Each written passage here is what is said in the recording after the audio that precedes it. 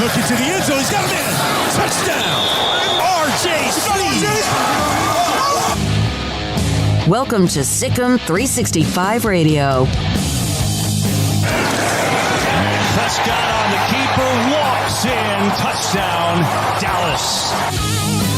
Sikkim 365 Radio is presented by IdealMRI.com. High-quality MRIs for $497 or less. IdealMRI.com. Your health is important, so is your budget. You got here just in time. Dax Milne down the sideline from Zach Wilson.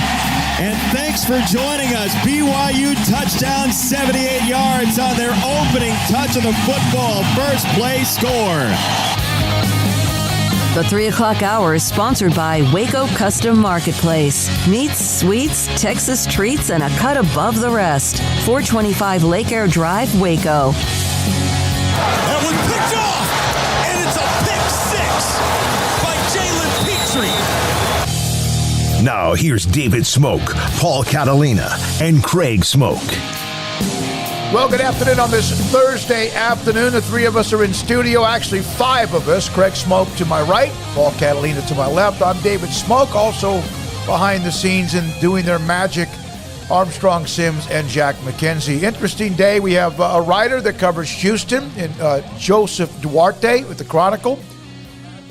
On the same day that Max Olson and theathletic.com has a story out that of the Big 12 and realignment or whatever else, that there are 4 teams that he feels like, based on his conversations, are maybe the ones that are the leaders in the pack. Doesn't mean anything's imminent, doesn't mean that's true, but based on what he's hearing, and one of them is Houston, which has been a team that a lot of people have brought up. And, of course, tonight there's some college football, some great games as well, and we'll discuss some of those as well. So Max will join us today at 4.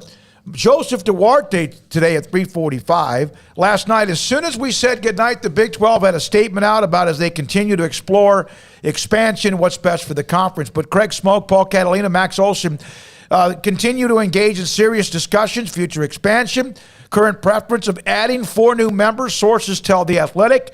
Brigham Young, UCF, Cincinnati, and Houston. Those are the 4 at least mentioned early on in this article. Well, like we said, those are 4 of the 5 that make the most sense. And the only thing you have to say about Houston is what we've constantly said is the other 3 Texas schools. Does it hurt them at all, or is that something they don't really want? But if it's the best thing for them, then that's what they've got to do. Yeah, you got to do what's best for you. I know a lot of people were sniping at the Big 12 statement released yesterday, and it didn't say a whole lot, but I think it did in so many words say, like, hey, we are looking at expansion, and maybe that's something everybody kind of figured anyways. But even though it wasn't anything that just told you the whole tale of the direction that they're going, I still like that they said something.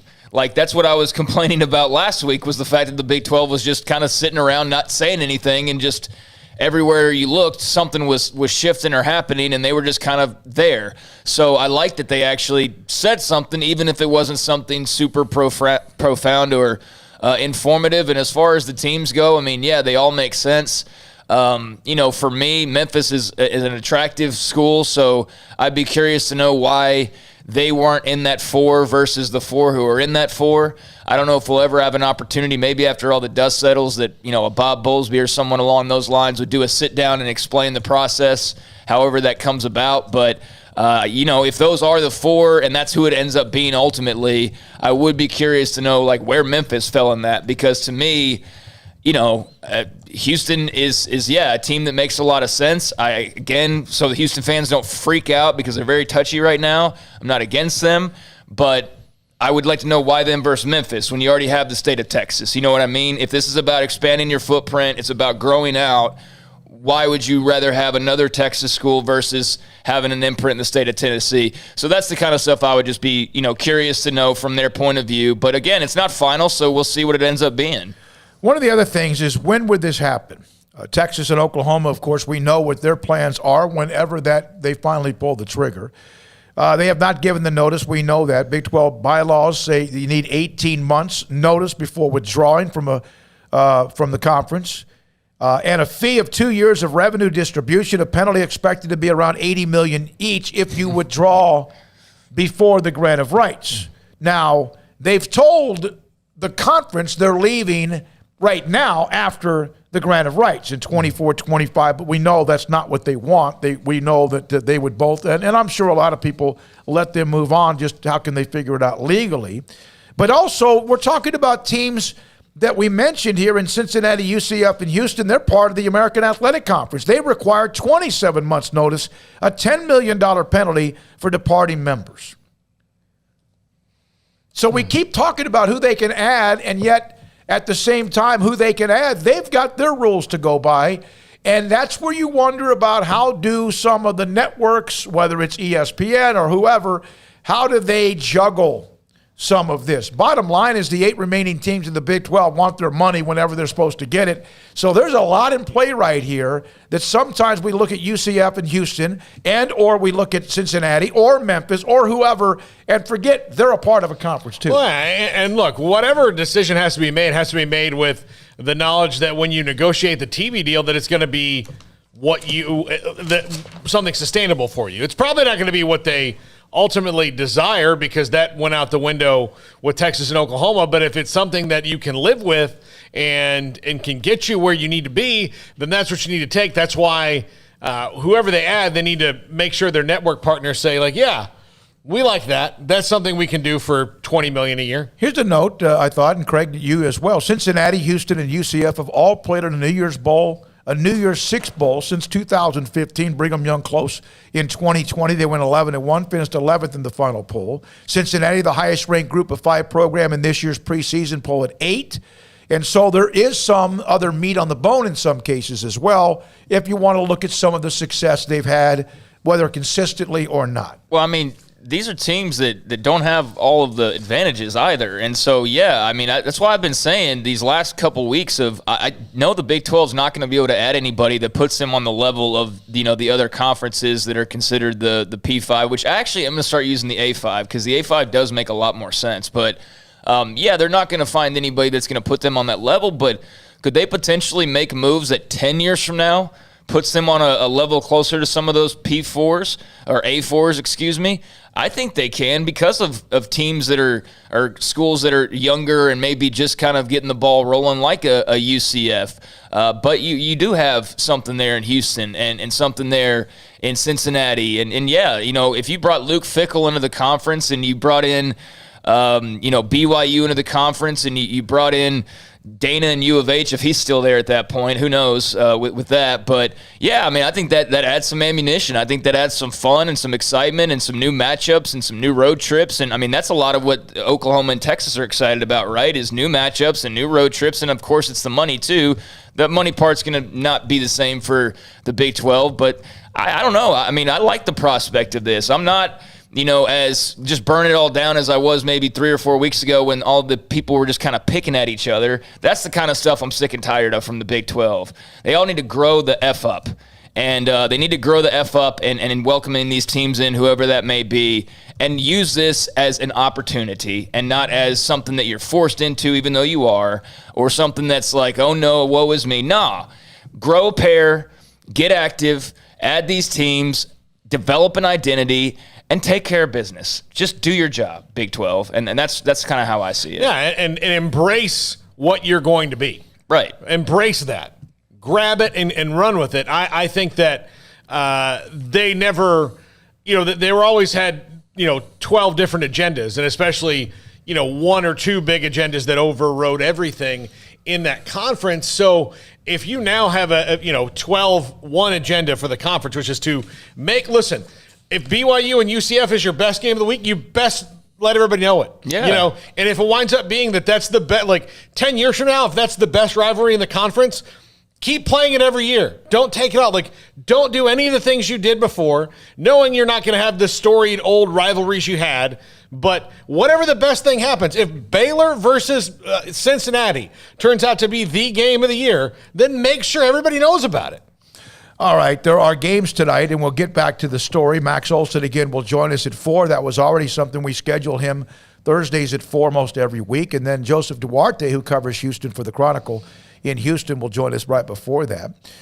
Tonight, Ohio State at Minnesota. Boise State, UCF in Orlando. Here's a game of interest, because we don't know what the hell they are, but Bowling Green at Tennessee. And I say of interest because you just kind of see how things go. Southern Utah plays at Arizona State. Herm Edwards, it seems like that's kind of been quiet lately on whatever the investigation is into what they were doing with recruiting and contact, et cetera. Well, he's very well on his way out sooner rather than later, most likely, there at Arizona State. Weber State at Utah Citadel. The Citadel plays at Coastal Carolina. Of course, we had their coach just last week on this show. Yeah, Ohio State, Minnesota will be interesting. Get to see the Buckeyes for the first time with all their hype, and of course, Minnesota's a team that it's not any pushover. Paul's favorite coach, PJ Fleck.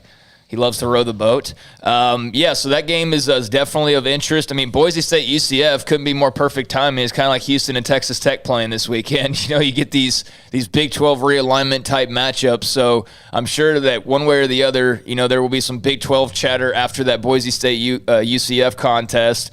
I am interested to see Josh Heupel in Tennessee. What do they look like? How far along are they? Does he have some imprints already on that team and whatnot? So that'll be curious to see. And I'm liking that we're getting some matchups on a Thursday night. It's going to be great. From Jim Williams on the chat line, I didn't think much about this, but Brigham Young, not about his comment, but I did. Brigham Young is good, a good ad, but they have a network, ESPN, through 2026. So any lawsuit against ESPN possibly could kill the deal for Brigham Young. That's why there's so many different, you sue me, okay, well, this affects you here. Okay, we win this, but then this affects you here. And there's a lot of that. It's like a spider web of whatever that might happen. And that's why I think in the end, the ESPN, it still haven't seen what actually they did that was tortious interference or whatever it was called or tampering. But there's got to be something there because nothing's been said since then. No. I wonder. And it's almost like, we might have some things here and maybe behind the scenes, but it hasn't been reported. Maybe there's some sort of let's try to work through this for the benefit of everybody, even though we're still going to end up with what we want in the SEC, and we'll try to maybe help you float if we can. Big 12. And what Bob Bowlesby said after, when they asked him and they say, well, it wouldn't benefit either. We both agreed it wouldn't benefit either of us. One of the things is that they have a current TV contract with ESPN. And so to be in a very public fight with a person you're in a contract with is probably not good for the Big 12 anyway. And two, for ESPN, it's not good for the Big 12 just to be able to all right, here's what you did. It's just not. That's definitely not good. Or here's what we think you did based on this evidence that we have and that Bob Bowlesby believed was dead to rights on tortious interference. So yeah. And we'll see what that does, if that leads to anything at all. Let's go to the calls today. Hey, hope you've had a good day so far on this Wednesday afternoon, September 2nd, and 254-339-1122. All right, let's go to Chris in Missouri. You're on the BetUS caller line. Good afternoon. Good afternoon, guys. Hey, I wonder if we're looking at this expansion the right way. We keep talking about, what's good for the Big 12 and, what's a school that we like. The big question is, what are the TV networks interested in giving us a new TV deal down the road interested in? Some people have mentioned UNLV, some people have mentioned Colorado State and Arizona. I'm sorry, not Arizona, but San Diego State. I agree they don't bring much, and they wouldn't be the first thing on my mind. But if it turns out that Amazon is interested in getting the big TV markets, and they want you to add 8 schools, I'd add the Citadel if they said, we'll give you a $4 trillion contract. Whatever it takes to keep the next TV people happy, that's what I would do. Anyway, that's all I want to say. Thanks, guys. All right, thanks, Chris. All right, thank you, Chris. Appreciate your call, Missouri, at 254-339-1122. That's the other thing the Big 12 should do is talk to the TV partners and go, what gets you hot for us?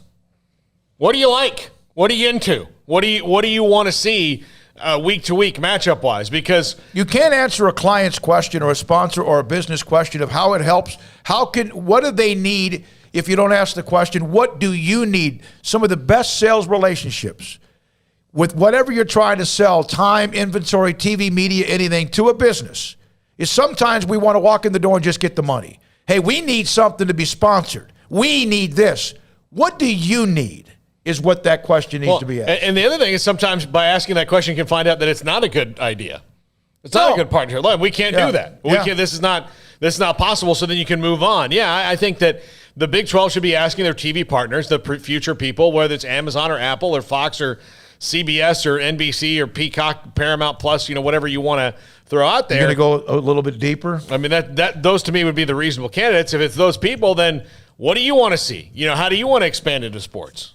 Charlie Brewer, by the way, in that Weber State at Utah game, will make his debut with the University of Utah after the transfer after his 4 years at Baylor. Yeah, no, I think it's fair to wonder what the TV networks are thinking, but honestly, I have no idea. All these contracts are locked in for the time being. You've got the Bowlesby versus ESPN storyline, so I don't know how it's working behind the scenes, honestly. Really, because I had to think if you're the Big 12, it's hard because there's this network that you're attached to that you're angry at and that you feel went behind your back and stabbed you in the back. And yet that's who you're also having to work with. Yeah. And yet they also have a contract with the American who you're potentially trying to take teams from. And they didn't want you to do that because they were trying to fold you into the American.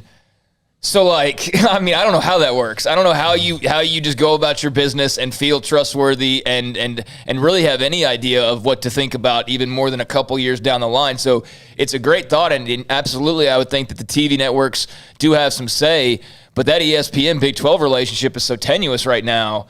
I don't in a perfect world, ESPN would be sitting there saying, hey, let's work on this. Okay, BYU, who are you thinking about? All right, how could this work? And blah, blah, blah. But, is ESPN having a say in this? Are they, chiming in on what would be best for the Big 12? It's hard to imagine that they are, right? They wanted the Big 12 dead. So, I don't know how the TV networks come into play here. They obviously are a factor, but because of the Big 12's ESPN relationship, it is a strange one. Here's I know we got calls, but also the chat room. Todd Lee. Well, of course, Houston will be considered because they have 6.5 million people. They sell tickets for $20 if they have to fill the stadium, and yet their attendance seems to be struggling. And again, I think you wipe out anything from last year. You look at the trends from the last 5 or 8 years. Let me see here from Timothy. This is not about the Big 12, but news from Iowa City. Kinnick Stadium will have half the staff as usual at the gates and concession stands, long lines and delays. Half the staff inside the stadium, helping serve the fans who want to pour into the stadium to watch Iowa State play. Golly, what a big faux pas that would be. Play. Here's from why would you add programs who cannot sustain a full stadium without the other school's help? Now, I'll say this, Todd, it's a good question, a legitimate question, but there's a lot of teams that are a part of Power Fives that need that. For a long, long time, let's be honest, Baylor did, but not now anymore. TCU's done it. They've needed it. There are schools that are not, just because they're a part of Power Five doesn't mean their stadiums or their capacities are great. There's some of that, but you would rather not have somebody like that add to the mix when you already have some of that anyway. All right? Yeah. I mean, is he speaking about BYU not being able to do that, or Houston in particular, or who exactly? I think he's talking about Houston. I think he's talking about Houston. That's fair. I mean, look, Baylor at their max capacity, I think, is at like 45 to 50, and I think Houston's, they average like a little over 30. So that's fair, but I mean, what brand with a big fan base is out there?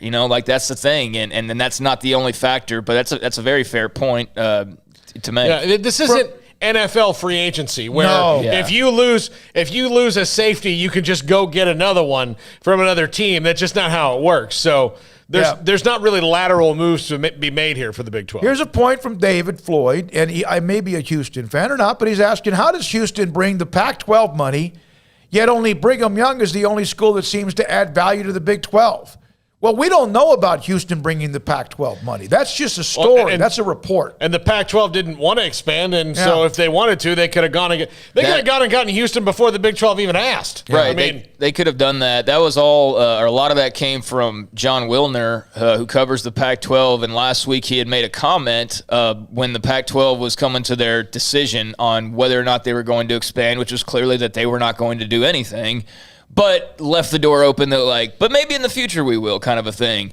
But he had said that the Pac-12 is not expanding, but if they were, there's like one team they've really got their eye on. That's the way that he set it up, and that was Houston. And that's what, made me think last week, because I'm not, I don't have Houston in like my top 4 that I would personally want added to the Big 12 out of interest, but I totally understand why they should be in the position to join the Big 12 and why they would make some sense. I also think there's reasons why they don't make as much sense, but I mean, if they were as attractive as you would think, then the Pac-12 would have gone in and scooped them up to have that Texas presence before the Big 12 goes through their realignment phase. So that is a curious question. All right, 254-339-1122. Back to the BetUS caller line on 365 Sports. Matt in D.C., you're on Sick'em 365 Radio. Thanks for your call. Hey, thanks for taking my call, guys. For anyone thinking this has anything to do with attendance, forget it. Attendance is not being even factored into who we're adding, okay? As we saw with last year, you don't need attendance to have everyone tune in for college football. College football, with all sports now, it's a TV show. The NFL is a TV show, college football TV show. Nobody cares how many fans go to the games, okay? It's not even factored in. Baylor struggles with attendance, so don't anyone saying about, what about the attendance? Who cares? We don't even show up to home games sometimes. So forget that part, all right? It's a TV show. It's about the numbers. With the teams they're talking about, love BYU, love Cincinnati, love UCF, especially in Florida because it's adding another Power 5 team right into SEC country that they're going to have to recruit against. You're adding Cincinnati right into Big Ten country they've got to recruit against now, another Power 5 team. Houston, I mean, if we can't out-recruit them, then we just need to get better. So, but in the overall thing, if Houston is going to benefit us, because now once I heard Mac Rhodes was on this committee, I knew he wouldn't let the corporate stooges control the narrative. He's in there. He's going to make the best call for this. So I trust Mac, as we all should. So anyone complaining about Mac Rhodes should just relax. He's got it. We're going to be good. If that's the 4 best teams, let's do it. Thank you all. Thank you, Matt. Appreciate your call in D.C. Yeah, he mentions the attendance figure. Like I said, there's a lot of teams in Power 5 conferences that are struggling with their attendance constantly. And Baylor, when they're winning, remember what was said yesterday, when they're winning, they're amazing. Well, that's the way it is with a lot of schools. It's Some everybody. schools, no matter what. But, winning doesn't hurt. But there are times when the Baylor fans, it seems like it's the kickoff time or where they're playing or how they're playing. And you don't see some places, no matter what, that aren't sold out. But usually those are the ones that have a massive commitment. Is Tennessee still packed? Or they buy the tickets Yeah, to make more it or sell less. out. More or less, yeah. Yeah. And the thing is that there are places, for example, I'll give you just Baylor. I've been here a long time now. For a long time, the Baylor football game was not the social event of the weekend. It just wasn't. Whereas if you part of the reason that Nebraska has the long sellout streak that it had until this week. Thanks to a donor. But the reason that existed even with the play that they had was the social event of, 7 to 8 Saturdays a year in Lincoln, Nebraska was that game. Everything was built around that game. And it was built in for 70 years of people doing it, even before that. I mean, it was just how it was. That's how it is in College Station. That's how it is in Columbus. That's how it is in Ann Arbor. That's how it is in Gainesville. That's how it is in Tuscaloosa. In certain cities, it's just not that way. It just wasn't built in from before World War II on. So now, you were kind of a Johnny-come-lately, it's going to be a little harder there's going to be some ebb and flow. But if you can get to, a steady number, then you're pretty happy. From Carl Adams, Super Chat, $5. Thank you, Carl. Why are ACC fans grave dancing on the Big 12? Without Clemson, half of their conference is essentially Kansas when it comes to football and attendance. Is he talking about people in the chat, I guess? Well, but maybe he's also listening to us with calls over the last few weeks or so. But that's a legitimate question.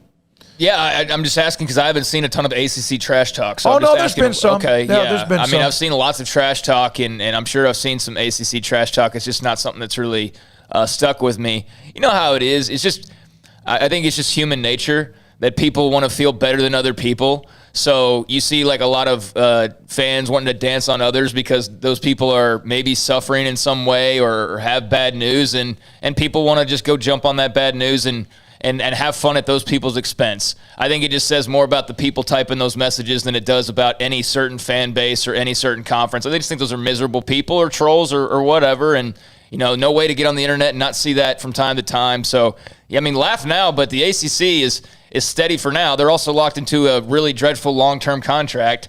And, always the chance that if the SEC wants to really get froggy, they could potentially go and wreck the ACC's party as well. So I don't know if I would be, just dancing and laughing, making fun of the unfortunate or the lack of fortune of others, because the ACC is not just some SEC strong, Big Ten strong, we're going to be around for the next 100 years type of conference. They're stronger than some of the others, but they're not among the strongest. No. And someone just asked about Mac Rhodes' connection to Houston, even though there seems to be bitterness from Houston because they were left out in '96. And I understand that. Does that have anything to do with possibly their name on this list? He would know the benefits, the pros and cons. He was there.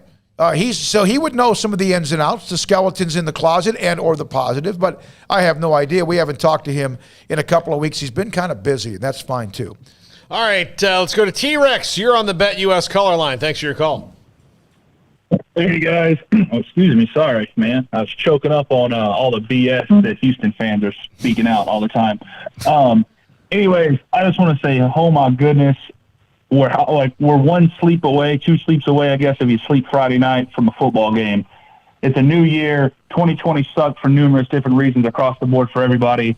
Last week, I don't count as football because, sorry, Smokey, Nebraska's a joke. The first points of the season were a freaking safety off of a drop punt. Come on, guys. Anyways, new year, new season, Baylor Bears. Let's get to San Marcos. Let's take it over. If you're coming down, I'll be tailgating. Come by. We'll be on the east side of the stadium serving up barbecue till it runs out. Don't show up at 5 o'clock and be sad because the barbecue ran out. We'll be there starting at 12 p.m. BYOB. I know y'all aren't coming because y'all going to be in the AC, but if y'all want to send, Jack or, JD down to do some reporting from the tailgate, I'll make sure he gets home safe. He may be stumbling, but he'll get home safe. Sigma Bears, get to San Marcos. And Houston, if you were Power 5, then you would already be Power 5, so stop crying about it. All right, T-Rex, thanks for your call. Appreciate your time. Anything from his call that you guys, and he's going to be in San Marcos. You'll know. You'll see him. He looks like he could be a part of the WWE or some movie. Yeah. Believe me, all of San Marcos will know. That was just T-Rex's friendly call to let the authorities know in San Marcos he was coming. Yeah. Here's some chat room stuff. Let me go over some of these because we get caught up, and the next thing you know, there's 50 of them after that. This is from Jeff. Pac-12 is a dumpster fire. USC has struggled against very average teams. They are the Texas of the Pac-12, and Oregon struggles at times. From Cheeto Miko. That's fair. Brigham Young, very popular in Florida, due to the large LDS presence here. They have a massive cattle ranch between Orlando and Melbourne, and then somebody else added to that they may be the largest landowner in the state of Florida. Really? I did not know that. So there's something that's interesting about that. They got more than Elron down there? Scientology scoops up quite a bit of real estate down in Florida. Let's see. There's some things about do you think it would be an advantage for the Big 12 to have at least one team in every U.S. mainland time zone? I don't know how much that matters, and I really don't. I don't know how much that matters. So maybe not. I'm sure there's a TV executive that maybe could answer that better, but I don't know. Right now they're in 2, obviously, but that would mean a Mountain, which has some teams that have seemed like they do check the boxes a little bit. From Sooner JJ, the question isn't what Oklahoma and Texas will be willing to pay, but what would the Big 12 be willing to take? They are in the power position in this negotiation, and that's from a Sooner fan. Thanks for the chat on that as well. Let's ask. I mean, what does the Big 12 want? Right now you're right. They are in somewhat of a position of power, although I have to say I have such a lack of confidence in their leadership that to even think that they're in a position of power against Texas and Oklahoma makes me think that something's up behind the scenes that we just don't know about, because it's hard for me to believe that the Big 12 might actually be a step ahead or actually able to hold something over Texas and Oklahoma. That'd be a first. So, that's what it looks like, but I almost can't even believe that because I'm just waiting for the rug to get pulled at any moment from underneath Bob Bowlesby. But, I think there's a good chance that depending on the eagerness of Oklahoma and Texas to make this exit, it might depend on how this season goes. If this season is super wonky or just doesn't go the way some people want or whatever the case may be. Maybe that hastens an exit, right? Or maybe they are actually intent. Only Oklahoma and Texas know what their true intentions are. But if the Big 12 does want to, move quickly to getting this change over with and getting the expansion underway and whatever that's going to look like, then, maybe they lower that price a little bit. But I can't imagine they'd want to, lower it too much. Because, for one, you've got 2 brands that can pay that money at some point or another. Yeah. I think Texas is probably in a better position to just write one check and be done with it and not even blink or notice it out of their account. Oklahoma, it's a little bit of a different story. They're not nearly as well off as UT is in that regard, but I think in time they could obviously pony up that money. So, what is that mark? The Big 12 can't lower it down to $10 million apiece. You got to get something out of this, but what is something but also a little bit off the edge that, it would be fair to all sides, I suppose. If the Big 12 comes out of this and doesn't get a chunk of money, then they deserve to be dissolved. And do you not think I'm talking about a chunk. I think they should give them a 2% off coupon. If they're just free Sunday. Here's what you want. Okay, have you ever got one of those things as a coupon? That it's not buy one, get one free. It's buy one, get the next one for 50% off, right? Yeah, that does not do you any good. No, they don't need to give it, it needs to be one of those crappy coupons that you walk into the restaurant not having looked at it going oh, I got a coupon to this place. Yeah. And then you walk in and go, oh, I really only saved 8 cents. That's what they really need to do. And if that's just to accelerate the process. All right, but I got to say this. When I say they need to take a chunk of money, do you not have a doubt in your mind that they won't just relent and be all right, fine, it's $15 million? There's a doubt in my mind. See, and that's what I'm talking about with the Big 12 is that you actually, in no other conference, you could say, they might let the money. We've seen that with the AAC. They let the price tag drop a little bit. But you would have confidence in everybody else that they're going to get 3/4 of that money. Yes. With the Big 12, it's no confidence. But I like the fact that we're hearing from athletic directors, not just the presidents or whoever, but ADs who are the ones who are in the mix when it comes to where the money is and who has it and how they get it. That makes me feel a little bit better. Doesn't mean I don't expect something like, well, we got $35 million instead of 80 from both. Yeah. Total. Yeah. When we come back. Let's see, Paul. We got another segment before. Yeah, we have a segment before Joseph Duarte covers the University of Houston for the Chronicle, then Max Olson at 4. When we come back, news on former Baylor guard Moon Ursin. Remember, she transferred, now in the portal. And now what does that mean? Could she be coming back? We'll have that story as an image that I sent Armstrong on a note from the University of UCF. I'll have that for you just because I think it's fair to put that up and more. And the number to call, 254-339-1122. And this is Sikkim 365 Radio. You've heard us talk about BetUS.com now for a couple of weeks. They've been one of our sponsors. And why BetUS.com? They're the near 3-decade leader for online sports betting. They've been serving clients for 25 plus years and prides themselves on being known as America's favorite sports book. Remember these promo codes, Sikkim125 and Sikkim200. Sikkim125, that's 125% bonus on cash deposits with a deposit of $100 or more, or 200% deposit on crypto. So pretty darn good deals there at BetUS.com, and they offer action on every sport across the world, so they can pretty much guarantee that they've got your game. And BetUS offers the industry's biggest retail bonuses to keep their players betting longer. So remember the promo codes, Sikkim125 and Sikkim200 for BetUS.com. The Labor Day sales event is going on now at Allen Samuels. With the all-new 2021 Jeep Grand Cherokee L now arriving and in stock, this beautiful, rugged third-row seat carries the prestigious Jeep heritage. Come in today and see this all-new model and fall in love. Allen Samuels, located at 201 West Loop 340 in Waco. Come by, let's be friends. See dealer for details. All offers have credit requirements.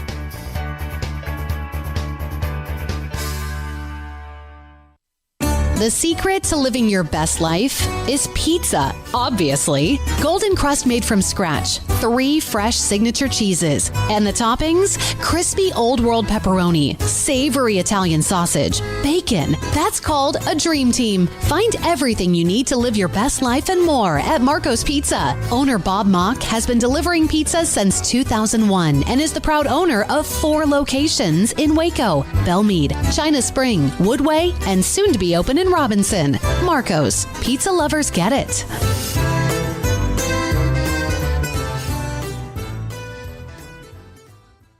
Do you or your kids get nervous about going to the dentist? Stonewood Dental. Dr. Steve Childress, he can help. I've spent a career taking care of patients who as children had bad experiences, and now they're adults that hate going to the dentist. If I get a kid at 3 years old and they come every 6 months and it's a happy experience, it's normal for them. Now they have an accident at 6 or 7 or 8 at school. Now they have a broken tooth or a trauma, and they have to come here. They're used to lights, they're used to water in their mouth, they're used to experience, they already trust us. It's amazing what we can do with that kid without it being a negative thing. But if I see a 6 or 7 or 8 year old that's never been to the dentist, and now they have a trauma or an unfortunate unexpected toothache, it's harder to do that for that kid and it not be somewhat of a negative experience. So bottom line is I try to teach kids and adults and teenagers and everybody the way I'd want my family treated, which is where it's a necessary part of life. You just take care of it. It doesn't have to be that big a deal. Learn more, stonewood-dental.com. After my first car accident, I feared the biggest damage would be to my wallet.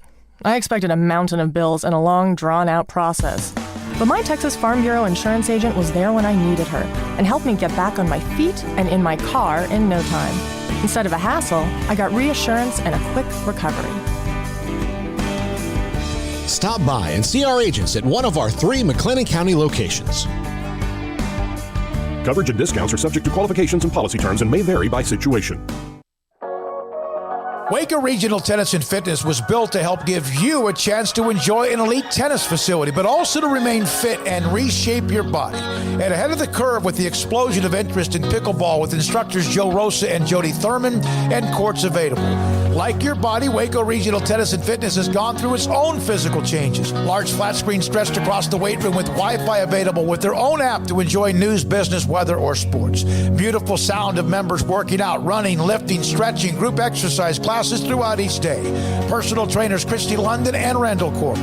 New look bar and lounge area with beer beer and wine with large flat screens, new touchless water fountains outside of each locker room, and both include showers, sauna, and whirlpool, and a world-class tennis courts facility and youth academy led by pro Britt Coleman. Fitness and tennis merchandise and a tanning bed. I promise you'll look and feel better. You just need to walk through the front door. It's time to react today, not tomorrow, at Waco Regional Tennis and Fitness, Lake Shore Drive in Waco.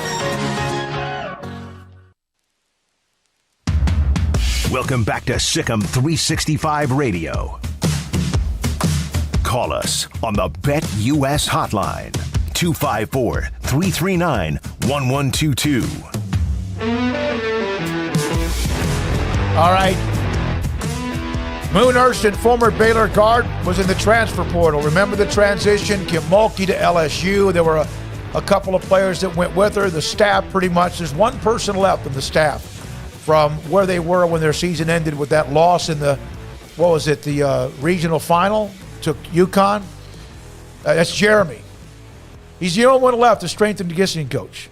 Moon Urson transferred with transfer portal, went to LSU. Then all of a sudden news came out that she's back in the transfer portal.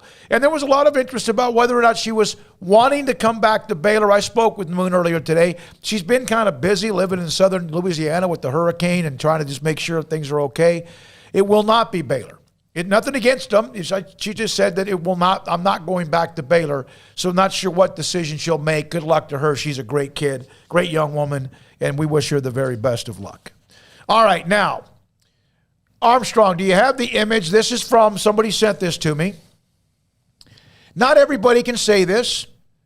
That's UCF. I don't know how many season tickets are available, but 2021 season tickets sold out. Yeah, and they've got a fairly new stadium that the fans seem to really like there, and another feather in their cap to come to the Big 12. Yeah, I don't know what that means. I really don't, but it does mean that there's whatever season tickets they had, whether it's 20,000 or 40,000 or whatever it might be, they're gone. Yeah, I mean, good for them. I think a lot of programs have probably sent a graphic out like that in the last few weeks. People are excited to get back to games. Some people are still hesitant, but for whatever their allotment is, good for them. I don't think that means anything, in terms of the Big 12's decision. But if they are looking over note by note and they see, okay, well, yes, I sold out their seat. Okay, cool. Maybe that presents a slight little bump for them. I don't know, though. We just got done talking about how attendance doesn't really matter. So I don't know how selling out season tickets matters because it's pretty much the same thing. But it does show that there's an interest from that fan base. And obviously it's a very large fan base as well, which is part of the attraction. All right, 254-339-1122. That's the number to call. Here's from Paul. This is from Todd. I had someone from BetUS call me today and get me to use their code to sign up instead of the Sikkim 125. I thought that was super odd. From John Dry, Texas always has a top 10 recruiting, and they suck. Recruiting doesn't always mean much.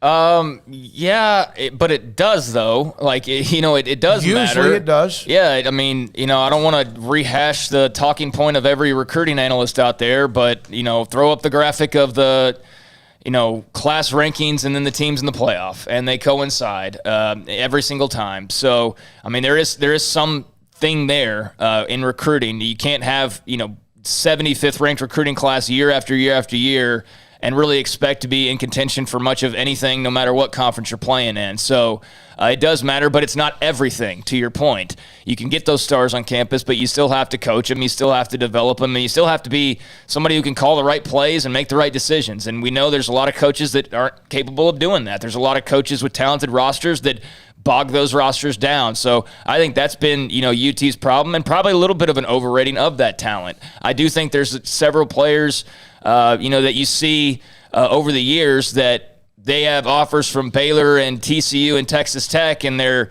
mid 3-stars. And I'm not making up stuff here. It's happened time and time again. They all of a sudden get a Texas offer or a certain other school offer and commit there, and they suddenly have like 2 extra stars. You know what I mean? And so I think that some of that comes into play as well, where the classes might be a little overrated because they do get bumped up as a result of who these guys are going to. So I have seen that, but I'll circle back around to recruiting. It's the lifeblood. I mean, to say anything else, I think is is off base. From Earl Steinberg, your pathological hatred of UT is warping your judgment, inflating your sense of entitlement. Earl, I think you're talking about the text I just read. I don't know what he's talking about. But thank you for listening to the show. And then BU Bear responded with something about entitlement with Texas. But thanks, Earl. Appreciate you being a part of the show. Talking to us? Like, I don't know. okay. All I did was read a chat. I'll admit, it's a little pathological with me. I'm not going to back off it. I mean, I've padded walls. I've got straight jacket. I've got an issue from the time I was a baby. You know, I mean, I had my dad going, burnt orange is terrible. He, Well, you grew up in an Aggie family. Maroon is good. Hey, we don't have pom-poms. There's no question about it. Sometimes we say what we think, and we understand some fan bases love to always say what they think, but when anyone else says something otherwise, it's like, you guys are, that's okay. I barely have pom-poms for the teams I like right now. So mine are gone. I pushed all of my Nebraska shirts to the back corner. I'm going to put them in that bubble wrap. When we come back, Joseph Duarte, what are his thoughts? University of Houston football, and his thoughts. Did he catch that story from theathletic.com from Max Olson, who also joins us in about 20 minutes? And this is Sikkim 365 Radio.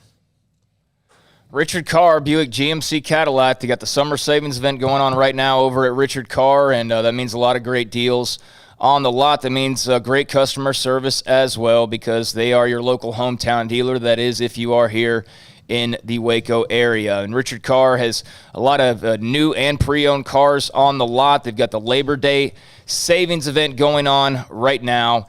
And they want to get you in a new ride. Save and then hit the road again in a new car or truck. Each and every pre-owned car on their lot has a yellow tag marked with Labor Day savings lasting all month long. You can get a quality pre-owned car or truck that has been through their 172-point inspection.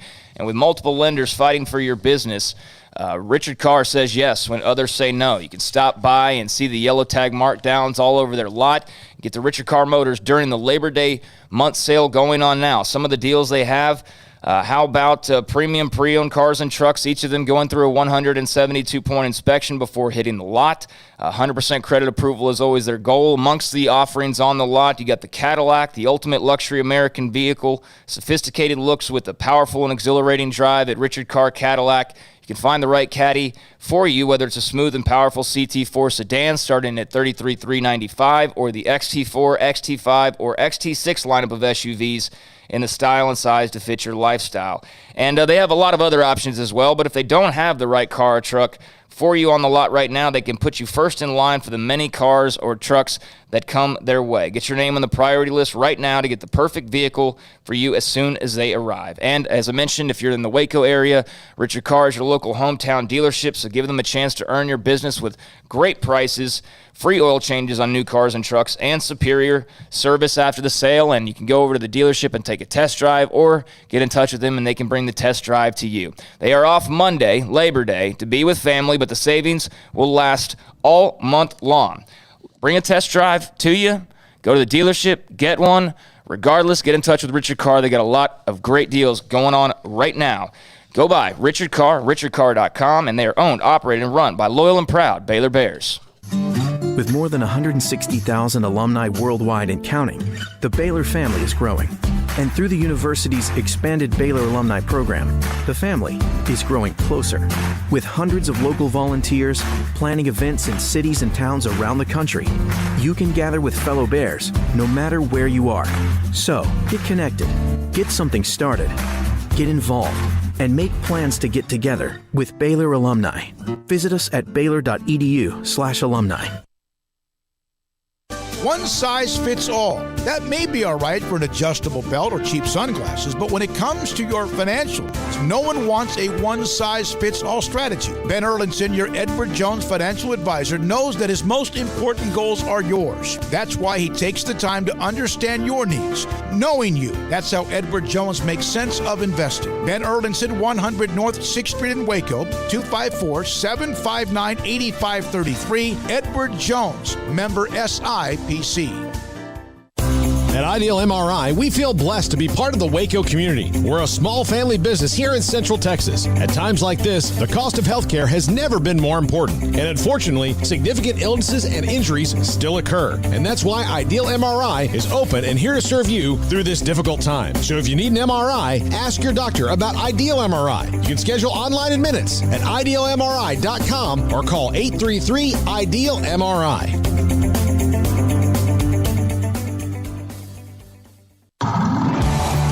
It's time to fire up the grill, heat up the oven, or get that deep fryer going to enjoy the top quality products at Waco Custom Marketplace. Order 30-pound sacks of live crawfish by 6 on Wednesday. Pick up on Friday afternoon after 2 or Saturday. Enjoy the weekend. 30-pound sacks of live crawfish available right now for $4.25 a pound. Find all the crawfish boil ingredients you need, including red beef potatoes, sausage, corn cobbettes, and Louisiana boil seasoning. Make your order for live crawfish by Wednesday at 6. Pick up on Friday after 2 or all day Saturday and enjoy the weekend. Waco Custom Marketplace, your home for fresh baked kolache, cinnamon rolls every day. Butcher shop to cut your steaks the way you want. Fresh seafood, summer sausage, boudin, house cured and smoked bacon, spices, seasoning, soup mixes, and more, and weekly gift boxes for any occasion. Waco Custom Marketplace, 425 Lake Air Drive in Waco, or WacoCustomMarketplace.com. Let Camille Johnson Realtors guide you seamlessly through the process of buying your dream home or selling your current one. Commercial, farm and ranch, or residential, Camille Johnson Realtors can smoothly and successfully lead you through any transaction. With a team of 28 experienced agents who are excited about serving you, Camille Johnson Realtors services the entire greater Waco area. If you're in the market to buy or sell, contact Camille Johnson Realtors, 104 Midway Center in Woodway, or find them online at www.camillejohnson.com. Camille Johnson Realtors, elegant, charming, warm. Welcome home.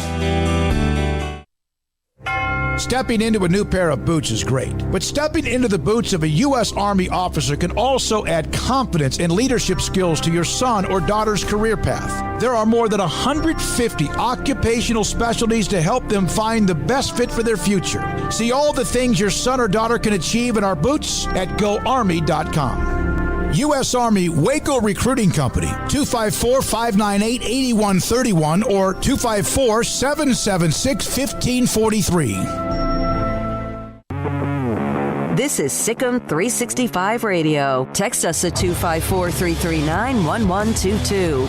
The Sikkim 365 Radio text line is sponsored by Riverbend Liquor and Wine, with the most extensive variety of craft beer in Waco. A hidden gem on Lakeshore Drive and 19th Street.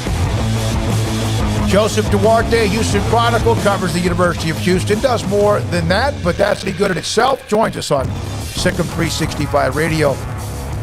Joseph, I don't know if you saw the article on theathletic.com, and Max Olson, who joins us in the next segment, that some sources telling him that some of the teams in the clubhouse, leaders in the clubhouse, the 4, and one of them could be Houston. Has that gotten any chatter down at the University of Houston, or those who you know? Well, if silence is an indicator, this is something that they're familiar with. Let's just rewind this to 5 years ago when the Big 12 did the last expansion talk, and Houston, among others, was the school that was getting some mention. I think there's definitely something to it, and that's not to say that it's imminent, but from what I've heard, they certainly they have a reason to feel that way because. They feel like they were close the last time, and in terms of being selected, and it wouldn't be a surprise if Houston again was among those top schools if the Big 12 does decide to keep in business, I guess, as they put it yesterday, or at least how I read that release. Houston would be a school that they'd look at. Do you think Tillman Fertitta will get involved as he did the last time around? Tillman's always got his hand in something, especially when it comes to Houston. This is a little different from last time. He's got a few other things that are on his plate that he didn't have. But as his role as the chairman of the Board of Regents, there's things that he'll have to factor in. But if you're asking from like a personal standpoint, like he did that one time where he was really pushing it, this is something that he's wanted, and he thought that Houston deserved to be in a Power 5 conference. So yeah, I would certainly think that any decisions or any pending arrangements or something would definitely have his stamp of approval on it. Joseph, let's get into the University of Houston when it comes. They have the stadium. Obviously, it seems like when you hear people talk about Houston, you hear this commuter school. Hasn't that changed a little bit? Hasn't the atmosphere on campus, has it changed to where more and more it's a college campus and not just a school in the middle of a big city? Yeah. Sure, it has. And, I think more so it's a pro town has sort of bypass the commuter school image, but when you go on campus, I believe up until like maybe a year or two ago, they had as many beds on campus per student that second most behind only A&M here in the state of Texas. So it's certainly grown out of that reputation or just what people thought of it being a commuter school. And then you look at the other things that they've done.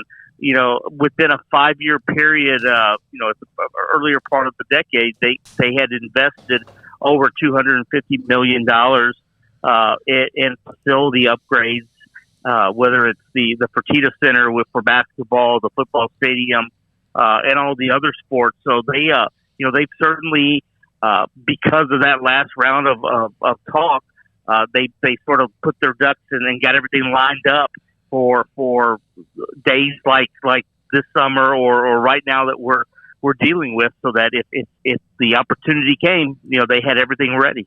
Is there a realistic drawback that they would have to joining the Big 12? I mean, for the Big 12 to not add them?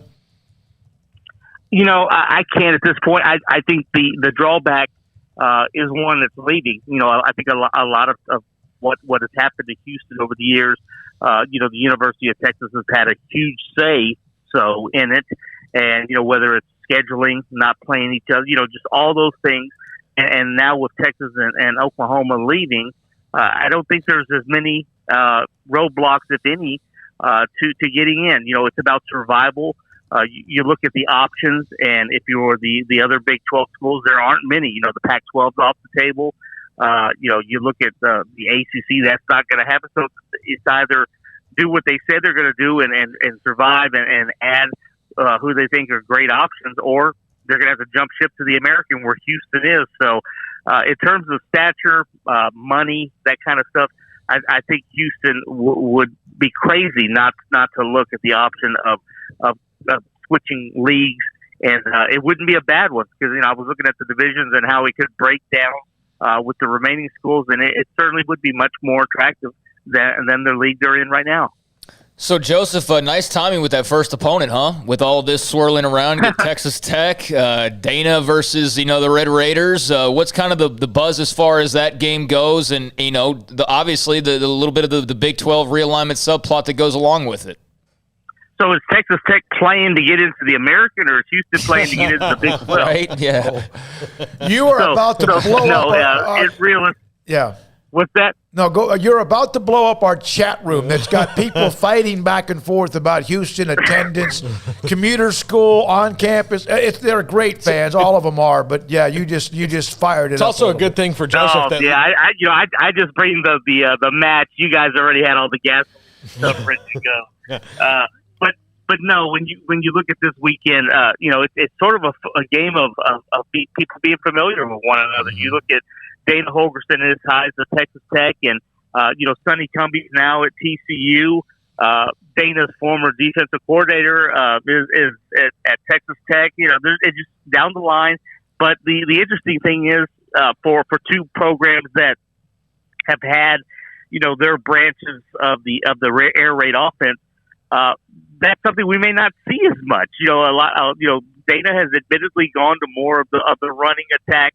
You wonder what Sonny's going to do, because as Dana said this morning, he's seen where Sonny at times, whether that was a Gary Patterson influence, they did more running. Does he go to Lubbock now and open it back up to what they're accustomed to? You've got a new quarterback. There's so many ties that that you could go down to. And Dana even joked that, hey, there aren't many secrets, and the ones that I have, I'd like to keep in my back pocket. So that's why he kind of played around this weekend with a depth chart that was released that was really worthless once the press conference started, because he said it wasn't accurate, and they try to keep a few things under wraps. So a lot of difference in terms of the schools and where they're at right now. But Matt Wells and Dana Holgorsen are both in the year 3. They're both looking to start off strong, because both of them need a win. I think that's one of the biggest common denominators. Well, that's perfect, Tommy. You said that, because I was curious. You see various websites or tweets or whatever talking about coaches on the hot seat, and I do see Holgorsen mentioned quite a bit. I mean, I realize he's well under 500 at this point, but how hot would you say that is? I mean, what is that feeling around Holgorsen entering this season? Well, when you're making $4 million a year, it gets hotter by the minute, and you're right. He's 7-13 going into year 3.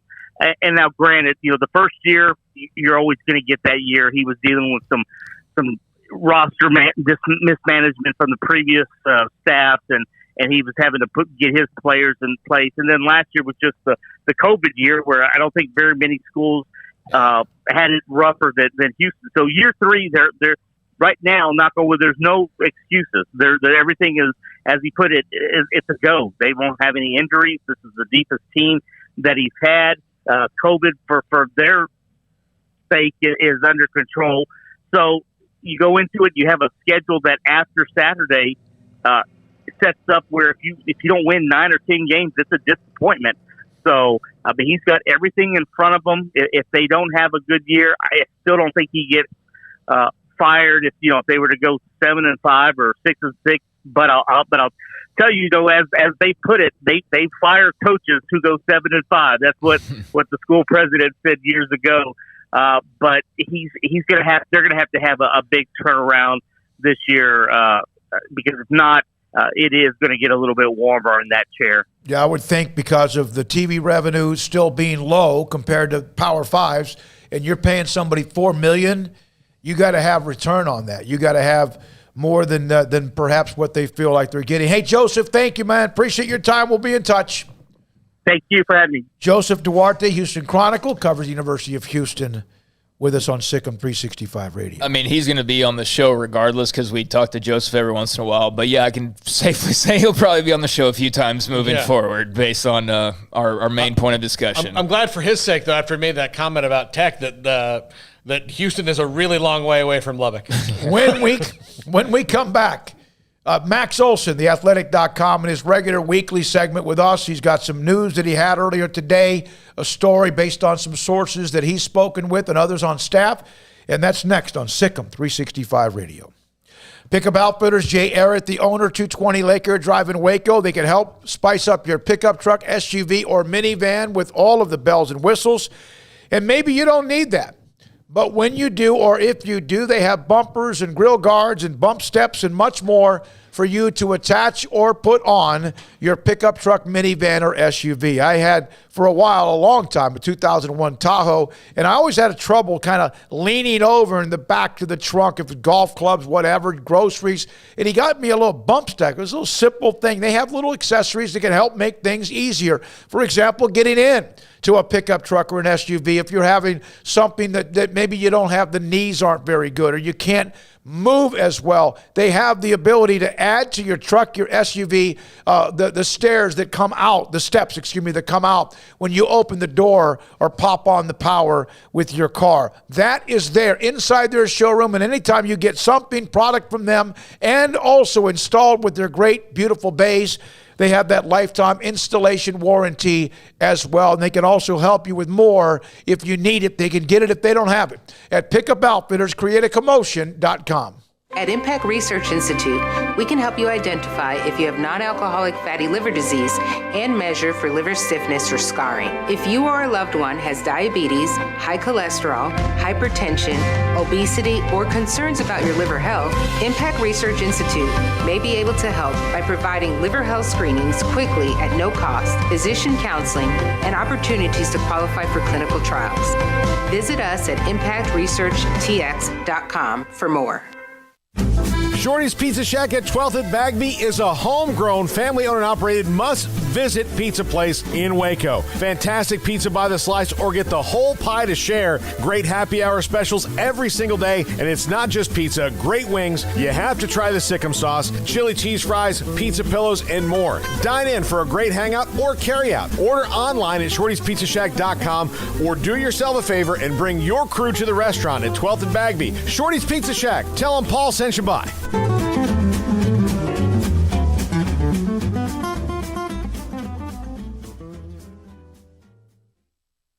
At long last, it's time for some college football. Bird Collision Ford proudly supports the Baylor Bears as they take the field this season. Hi, I'm Mark Stewart with Bird Collision Ford. We have some great vehicles available this season as well, so come check out our winning lineup of new Fords. Let's cheer the Bears on to victory and celebrate by buying a new or pre-owned car, truck, or SUV. Visit us anytime at bkford.com. Buying made simple at BK Ford. Sick 'em Bears.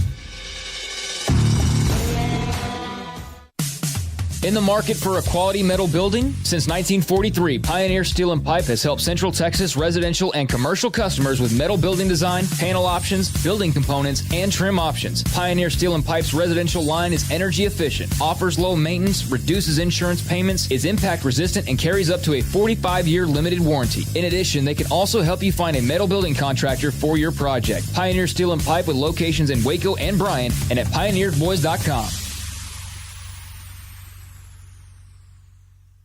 Grant Dideker, under the umbrella of Texas Farm Bureau Insurance, McLennan County agent. And you have this umbrella. We mentioned the umbrella of Texas Farm Bureau Insurance, but you serve more than just like home insurance, or you have all sorts of different levels of different things you cover. Yeah. How much does that help? You know, I talked to a guy today. He has, Allstate on his car, Progressive boat, and, Farmers on his home. So I said, why don't you, do you know your agents? No, I just call that 800 number. Why don't you just let me quote that and we can have it all here. Makes it a lot less complicated for you. He really liked that. So yeah, we have auto, home, life, several different brokerage options, classic cars. Got to ride in a 1978 Ferrari one time. Grant Dideker, Texas Farm Bureau Insurance, McLennan County agent. If someone wants to contact you, just straight on your cell phone? Yep, 254-265-0442. Grant Dideker, Texas Farm Bureau Insurance, a McLennan County agent. Three Nations Brewing Company has 16 different beers on draft with a new beer every Friday. It also offers 2 air-conditioned tap rooms, a large indoor beer hall, a second-floor mezzanine offering a great overview of the brewing company and equipment and patio where you can relax under the shade. Plus, you can now experience the new Three Nations Beer Garden Grill on our shaded patio with socially distanced seating for your enjoyment. Grab a cold beer and enjoy a bite from our freshly prepared and delicious menu. Street tacos, quesadillas, freshly cooked burgers and dogs and veggie burgers too. State Fair tornado fries, nachos, and so much more, all prepared and cooked on site. So come visit the award-winning Three Nations Brewing Company on East Vandergrift off I-35 in Carrollton.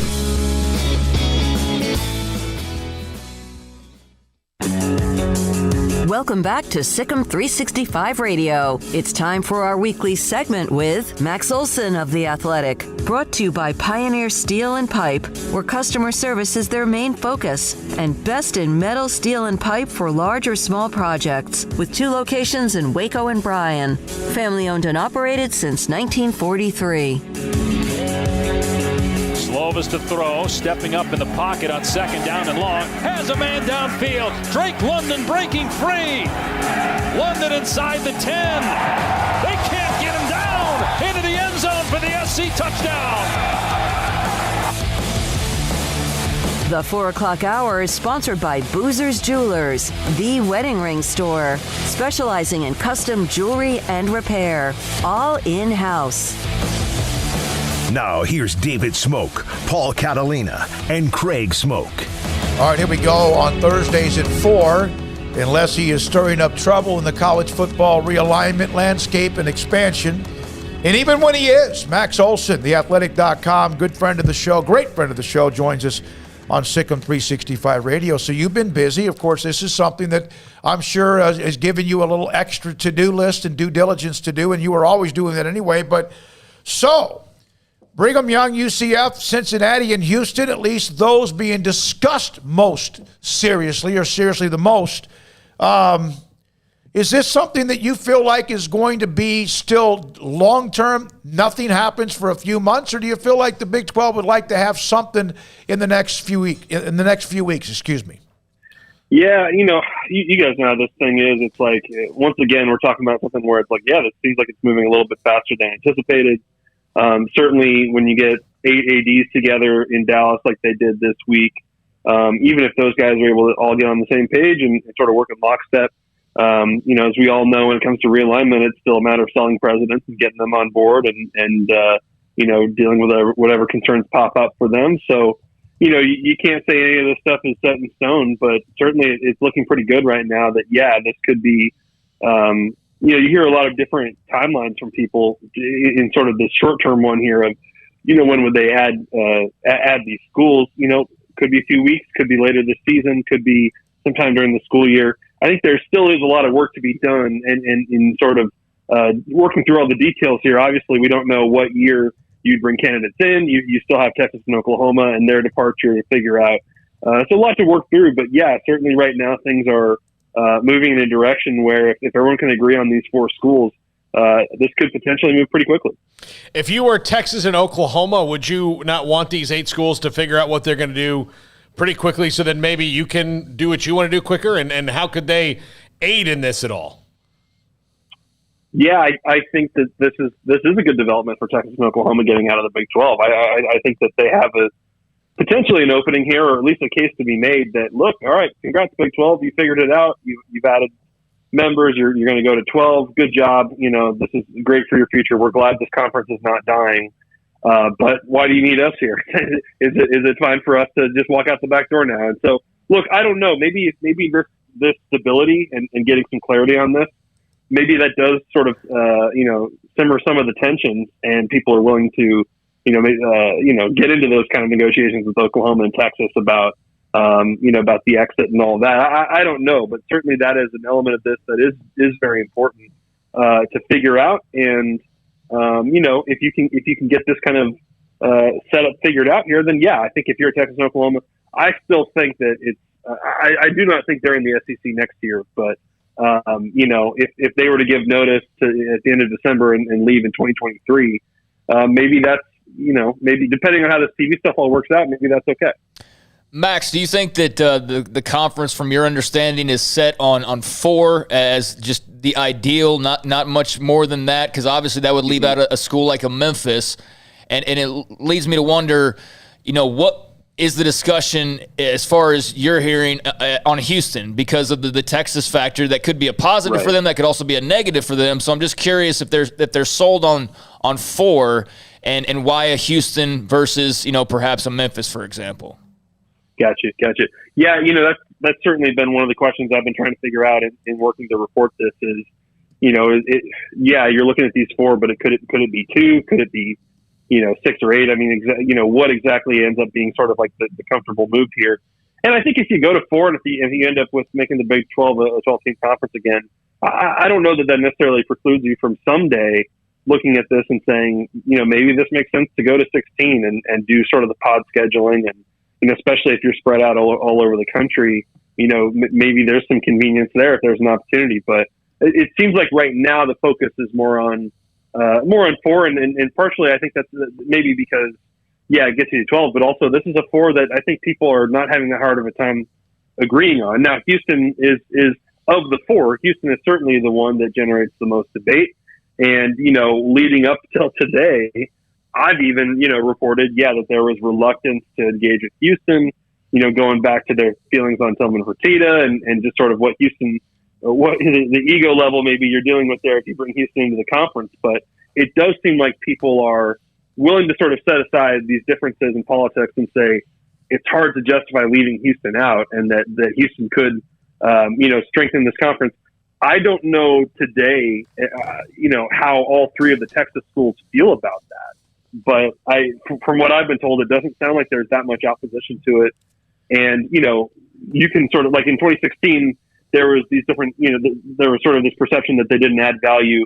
I'm sure there's a debate to be had about what does Houston bring to the Big 12 and what does it cost the three Texas schools and all that. But it seems like right now people are having an easier time. I think there is momentum now in terms of agreeing that Houston sort of fits and makes sense right now. They have an AD at Baylor who helped create some things and momentum at Houston. He would know where the skeletons are, what the pros and cons. I mentioned that a few minutes ago. So, maybe he can be a voice of reason, or even he could also say, hey, wait a minute, this is some of the issues. But if, in fact, adding Houston allows this conference to survive, and if that's one of the options that gives them some opportunities revenue-wise, streaming-wise, whatever-wise, then they can't be too picky, can they? Well, and this also, this also goes back to one of the things that people say, and maybe it's revisionist history, I don't know, but one of the things people say is that back in 2016, the one difference between this process right now and back then is that, ultimately Texas did not want Houston in the Big 12. And so right now we're going through a process where Texas and Oklahoma are not dictating the decisions. And so from that standpoint, I understand that the three Texas schools would have opposition to that or have some fear that, if we bring Houston into this conference from a football standpoint, they could become very competitive very quickly. But as we've seen from TCU, but it does seem like, bottom line, this is about making your conference as competitive and compelling a football conference as possible. And from that standpoint, it's hard to.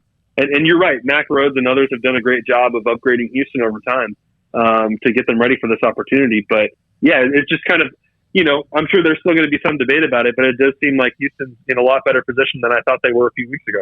How much are potential TV partners involved in this phase of it with the Big 12 ADs and presidents telling them what would make them more attracted to a TV deal that would be to their liking? Because, again, and Max, we talked about this before, they're getting $37 million now, probably close to $40 by the end of the deal that they have with ESPN. That's not going to happen this time around. How do they get back to where they can subsist and where it would be happy for them?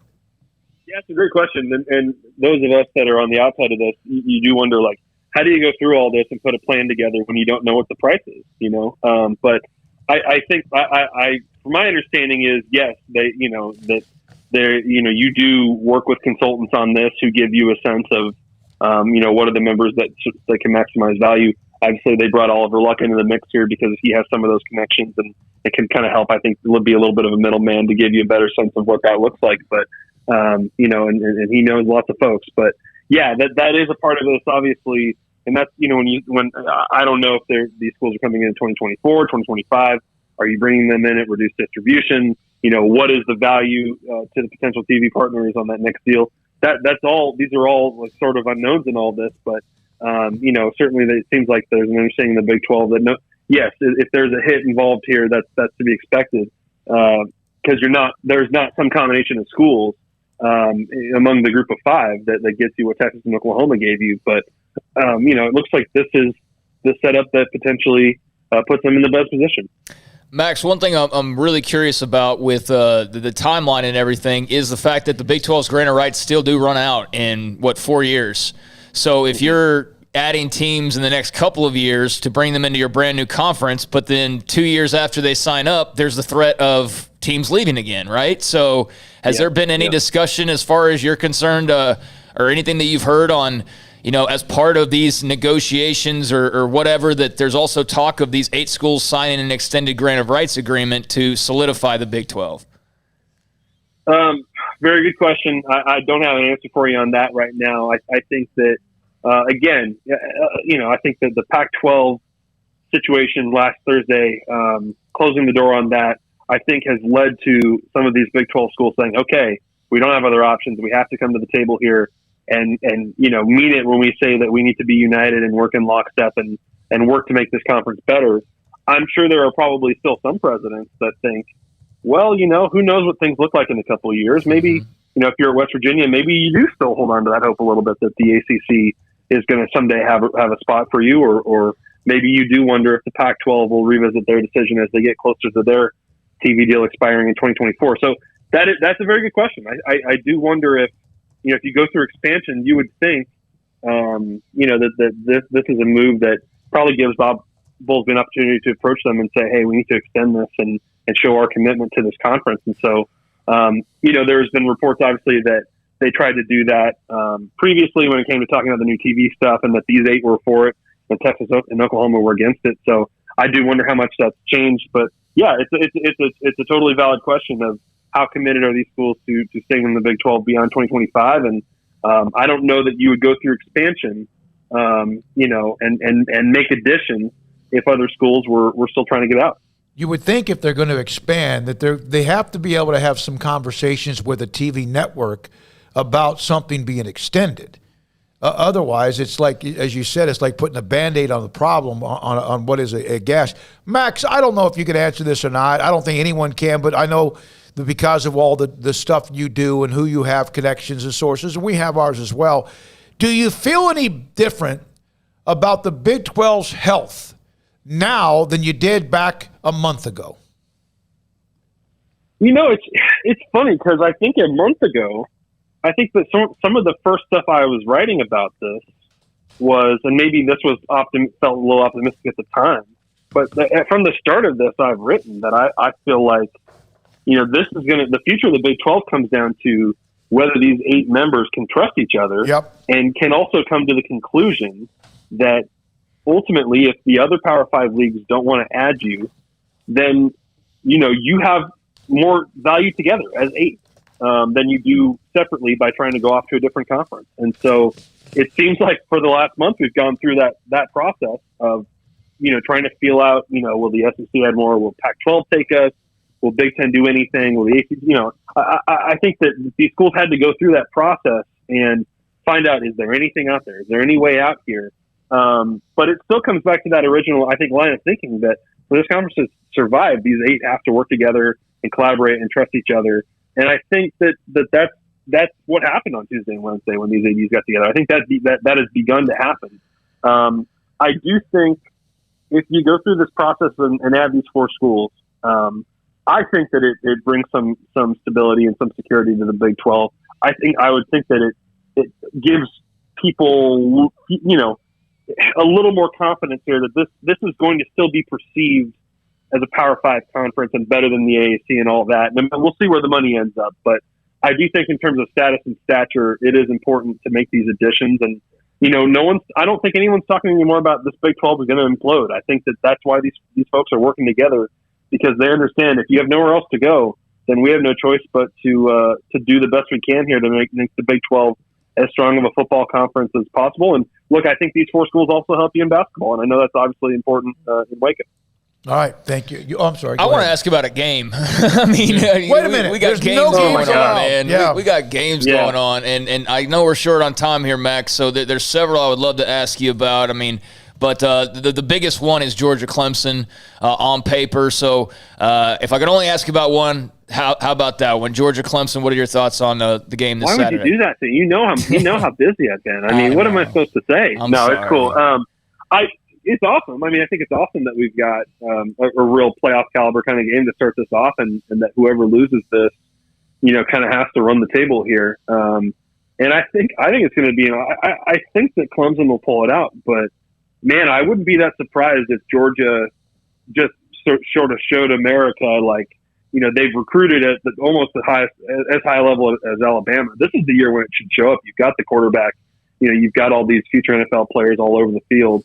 And I think you saw how different they were once JT Daniels did take over late last season. So, I wouldn't be surprised if the conversation on Monday is, wow, Georgia should be number 1 in the country, and maybe they have a chance to play for a national title this year. This is Kirby Smart's big chance here to make a huge statement and, beat Clemson and Ungulele and all that. But I think it's going to be a hell of a game, and I look forward to that. Kind of setting, maybe the conversation next week actually will be about college football and who the best teams are and not all the other issues that are going on. One can hope. Yeah, there are a handful of them. And, there's we've even had someone in the chat room talking about there's a group of 5 playoff game between Boise State, UCF tonight. Texas Tech against Houston. There's a bunch of, Big Ten is playing a bunch of legitimate Week 1 games. Yeah. I think it's a pretty fun schedule here. So I'm looking forward to sitting on the couch on Saturday and taking it all in. Florida State trying to get themselves something against Notre Dame, Miami, How's that going to go, Paul? What do you got on that one, Paul? I want it to be less than 21. If it's less than 21, then Are they going with Milton or are they going with Travis? I bet you they probably go with Milton, and then they have a package for Travis. But the fact that they haven't said bothers me a little bit. So it's only a secret. I learned this when Art Briles is here, Max. His first game, he wouldn't say who the starter was. It's only a secret for a minute. Yeah, that's true. It. It's only a secret for a minute, and then.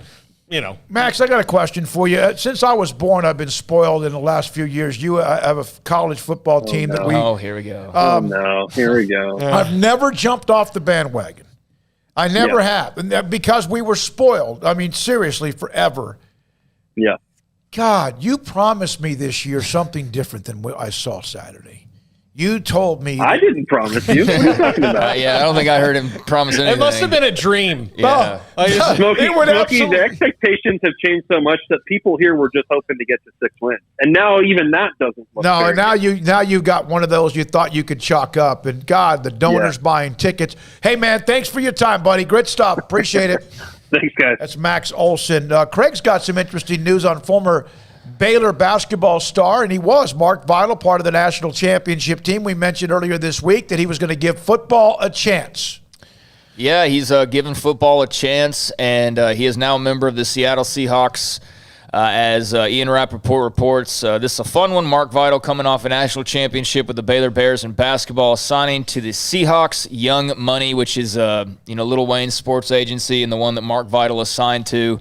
That's who was reporting at first. So, former Baylor, basketball star, now a member of the Seahawks practice squad, and Ish Wainwright was with the Chiefs for a little while. And you had Rico Gathers with the Cowboys for a good long time. So I don't know what it is about Baylor tight ends in the NFL, but this is now the third basketball player who – and Ish played some football at Baylor, but Mark didn't and Rico didn't, and yet here he is, and he's getting an opportunity, so good for him. I would venture to guess that if you wanted to compare Mark to Rico, Rico had all the athletic talent in the world. And the Cowboys stuck with him for 3 years. At least 3 years. Yeah, for 3 years. And he did not have laser focus and and the work ethic. He was launching his rap career, Paul. Yeah, that was a big part of it, was the rap career thing. Mark Vital is a much harder worker.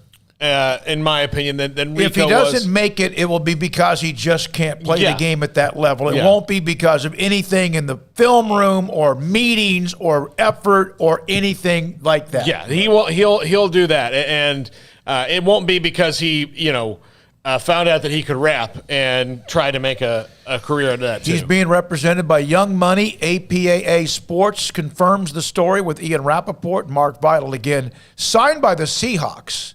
Yeah. And good for him. Yeah, good for him. Yeah, it's awesome. And it is kind of funny, though, that there are players who dedicate their entire lives to football, that dream of making it to the NFL, and they don't get drafted or whatever, but a guy who's just been playing basketball the whole time. But, hey, they're just looking for athletes, right? And so that's awesome for Mark. But going back to Max, I mean, that GOR thing is very interesting to me, on the whole – you adding teams in the next couple of years when a couple of years after that your contracts are all running out. So that is definitely a storyline or part of this storyline that we're going to have to get some more information on or some clarity on, because that addition of 4 teams is great, but if the contracts all still run out in 24-25, why would those teams be willing to come into such an uncertain situation? And really, how would anything else be better if there's still the threat of this again in 4 years? Well, there's things that we have not been able to get answered, and I would ask one of these to Mac immediately is, again, can you add teams currently if you're also waiting to figure out what's going on with Texas and Oklahoma. Is that handcuffed you or not? And the other one is if you're going to add teams, don't you need some sort of a, I guess you could say, contract or an agreement with a network or whoever, a streaming whoever, that this is going to extend past the current timetable. All right, when we come back, Mickey Spagnola, DallasCowboys.com. He'll join us. Craig's off the radar at 4:45. Paul's top 5 at 5:55. And then also in studio, Chris Charles Scott, a part of that Ode to Joy, the Baylor men's basketball documentary. He will give us an update on that. He's been in town. He'll join us at 5, and this is Sikkim 365 Radio. If you're looking for a new home or trying to sell the one you're in, you need to call my friend Lance Donaldson and the Donaldson family team, brokered by eXp Realty, 254-214-3713, or online at lancedonaldson.exprealty.com. Lance is a local realtor, the unique perspective. That's how he describes himself. And believe me, when you meet and talk to Lance, you'll certainly get that off him. A great guy who's going to make everything easy and fun for you when you're looking for houses and trying to sell your house. And most importantly right now, it's a seller's market. That's great news if you're selling a house, but it's not so great news if you're buying a house. So if you're selling and buying, how do you make the most out of your sale and the most out of your purchase? That's a thing you need a realtor and a realtor like Lance for. So give him a call, 254-214-3713. I hate my job, but I don't mind getting up in the morning. I dread each day, but I can't wait to get out of bed. You ask me why, and what I'll say to you is true. Well, you can get breakfast tacos at Rudy's Barbecue. Scrambled eggs and brisket, they ain't fooling around. Salsa drap, son, they're the best in town. Barbecue for breakfast, yes, it's true. Put a smile on your morning at Rudy's Barbecue. Next in line. Escape the mundane with the responsive power and exhilarating agility of a new Cadillac from Richard Carr Cadillac. Smile behind the wheel again in the supercharged sophistication of a CT4 or CT5 sedan, or the sporty and spacious XT4, XT5, or XT6 lineup of SUVs. Starting at only $33,395, the Cadillac of your dreams is waiting now at an affordable price at Richard Carr. Test drive from the expansive selection at Richard Carr Cadillac, or let us bring a test drive to you. Go to richardcarcadillac.com to schedule a test drive today. Boozers is the wedding ring store and more. If you're ready to get engaged or already married and want to upgrade your wife's ring for a special anniversary, Boozers is the place to go. With the largest selection of premier quality diamond engagement rings and wedding rings in Central Texas. They have 7 cases with over 300 styles of rings from top designers like Natalie Kay. Choose from yellow, white, or rose gold, plus beautiful top quality loose diamonds. With an in-house jeweler, they can also custom make anything you want. Bring in a picture or drawing and let Boozers create your one-of-a-kind pendant or ring. They can even use some of your old gold and diamond jewelry to create something new. At Boozers, you'll find a great selection of quality timepieces, and Boozers is the place for expert watch maintenance and repairs too. They specialize in expert Rolex watch repair for fine jewelry, watches, custom work, and more. Go to Boozers on Valley Mills and Lake Air Drive in Waco. Boozers, the wedding ring store and more. Baylor Scott and White, Southwest Sports Medicine and Orthopedics. The team physicians for Baylor Athletics, diagnosing and treating all sports-related injuries, including concussions. These specialists also provide orthopedic services for athletes and non-athletes alike, whether it's knee or shoulder pain, hand or wrist injuries, orthopedic spine care, and even an arthritis and total joint clinic. Trust the doctors Baylor Athletics trusts. Baylor Scott and White, Southwest Sports Medicine and Orthopedics wants to get you back in the game. The thing about having a naked truck is that you get exposed for the equipment you don't have. Take, for example, your rear end. If you don't have anything back there, you're exposed about what you don't have, and that's a life. However, if you cover that rear end with a hitch, you're telling the world, hey, I got a little junk in my bed, and I'm ready to pull something. A camper, RV, boat, trailer, jet skis, heck, even a bike rack. A hitch says, I have a life beyond driving my truck to and from work. And Pickup Outfitters is the place to get a hitch for your truck, SUV, van, even some cars. We sell and install just about any kind of hitch you need. Receiver hitches from light to heavyweight to pull just about anything. And gooseneck hitches and fifth wheels when you're ready to pull the heavy stuff. And don't forget trailer and brake controller wiring. It's so important to have wiring professionally and correctly installed by the pros at Pickup Outfitters. So it's time to cover that gaping hole in the rear end of your truck with a hitch. Installed by Pickup Outfitters. Check us out online at createacommotion.com. Life is back on, sports bettors, and BetUS has your NBA, NHL, Major League Baseball, UFC, PGA, and yes, NFL betting lines up for their 27th year and live betting on all of it. Log into BetUS.com or call 800-792-3887. That's 800-79-BET-US. BetUS for 125% bonuses with promo code SICK'EM125. Customer service pros are ready to get your phone, social, and online sports betting kickoff started now. Play with the proven mainstay in the industry. BetUS. You bet, you win, you get paid. BetUS.com. Use promo code SICK'EM125. Welcome back to Sick'em 365 Radio. And Prescott on the keeper, walks in, touchdown, Dallas. It's time for our weekly segment with Mickey Spagnola of DallasCowboys.com. Brought to you by the First National Bank of Central Texas, with 5 locations to serve you. Mickey Spagnola, longtime writer, columnist, analyst, Cowboys, DallasCowboys.com, with us on Sick'em 365 Radio. All right, Mickey, they've made some moves. They got to make a lot of these, like, guys coming off COVID or coming off this or whatever. Are they got a lot of, like, moving parts right now before they have their 53, correct?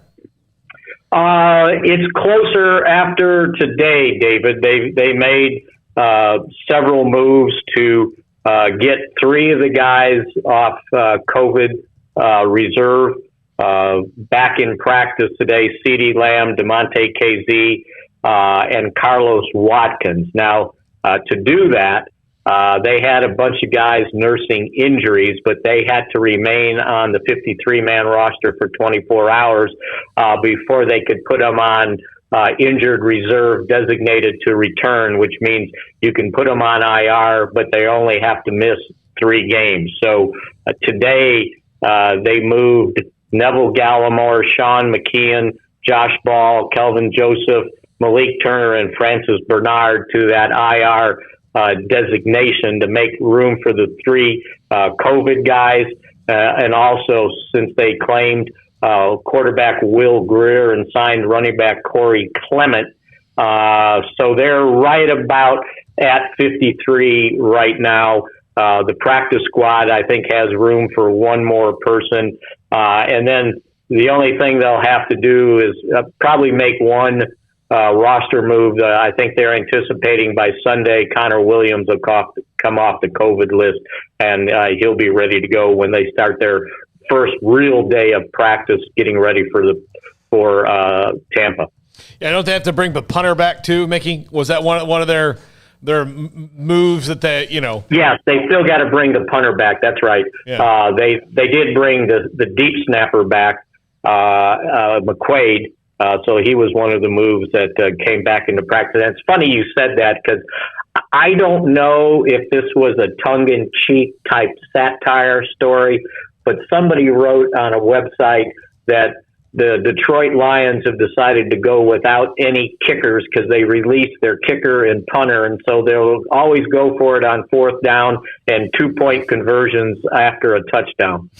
Because they did the same thing the Cowboys did, put these guys, release them for a day or so they can put these other guys on IR. So somebody either got duped or it was a real satire type story and trying to make a joke.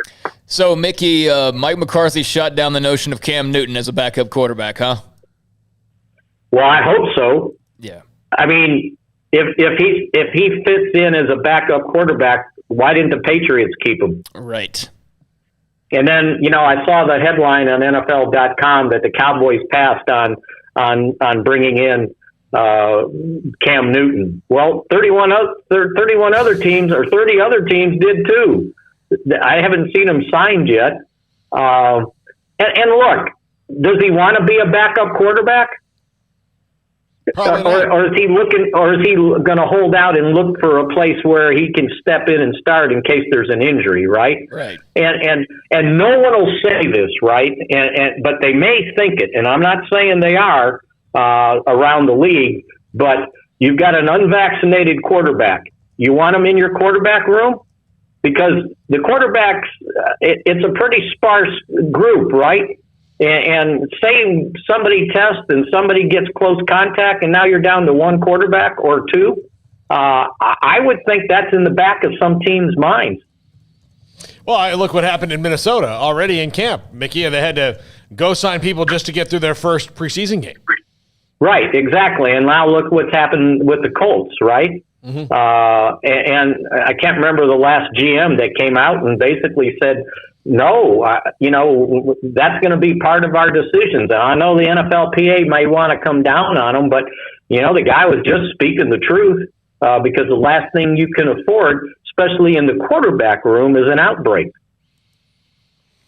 Mickey, did Cooper Rush surprise you?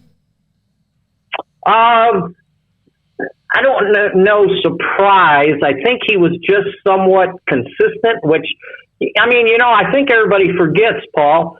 For 2.5 years, he was the Cowboys' backup quarterback. He just didn't have to play. Dak was always healthy. And then when they got to the point where the sweetheart deal of Andy Dalton fell in their lap, they moved on from him.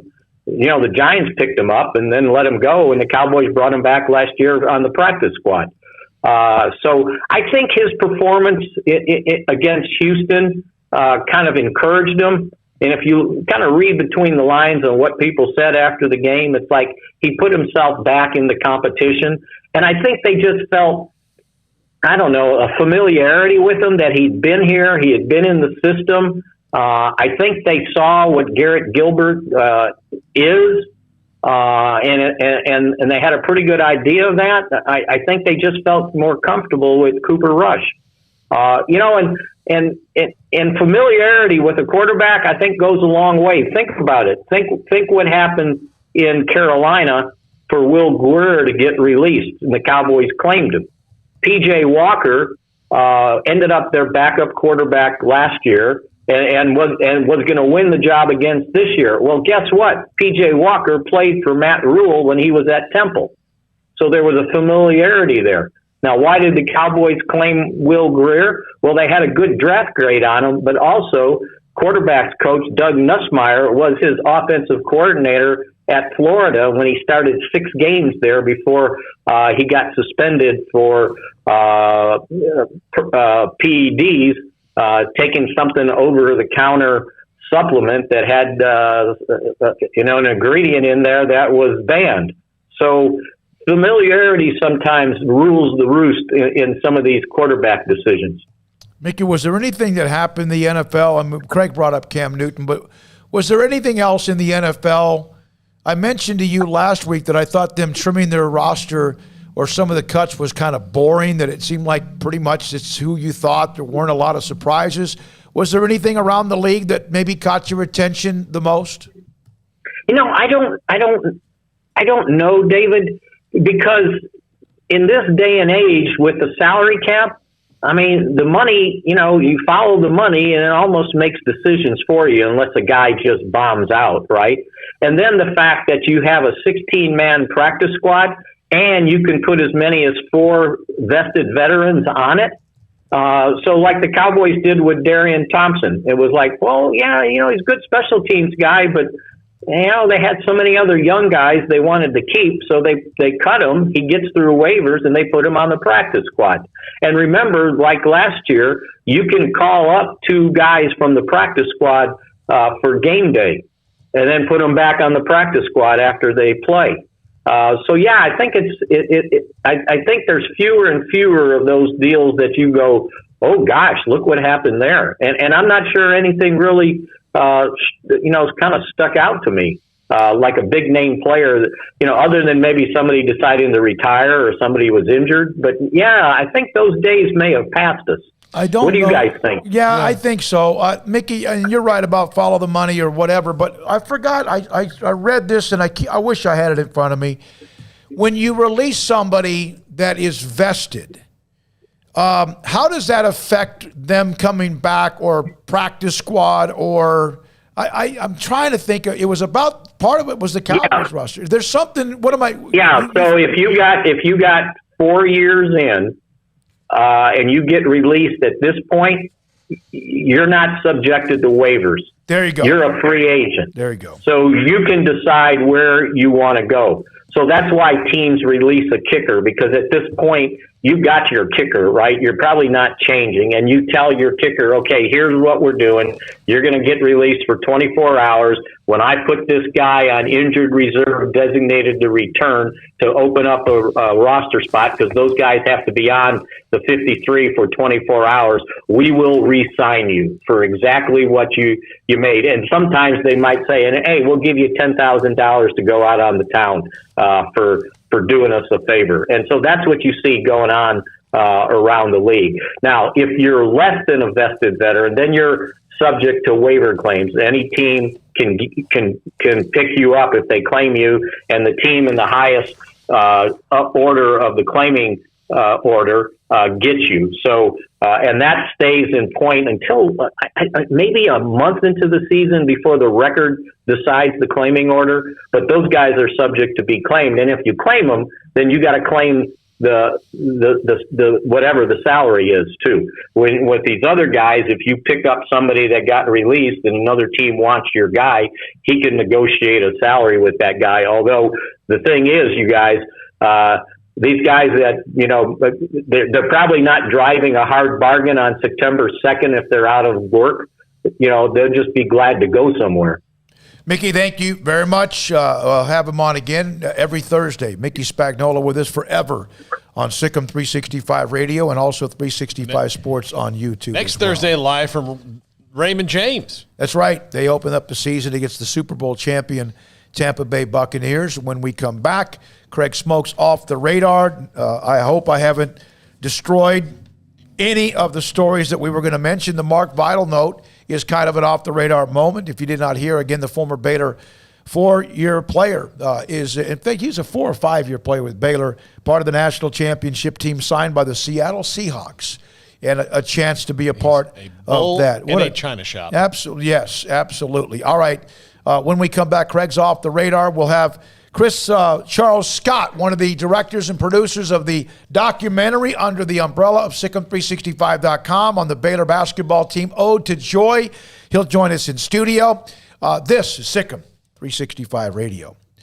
26 letters in the alphabet, 600,000 words in the dictionary, and 3 of them together can change everything. Let's order pizza.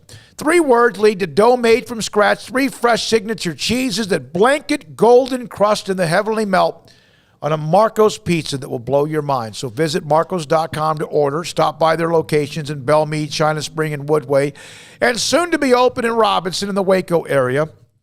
When we order Marco's Pizza, and Armstrong loves them, so does Jack and Hayden, Craig and Paul, and me too. We get the thin crust, all meat. Sometimes I'll get extra Italian sausage. I like that. And, of course, they deliver it to us right here at 101 Elm Avenue as well. Marco's Pizza. Pizza lovers get it.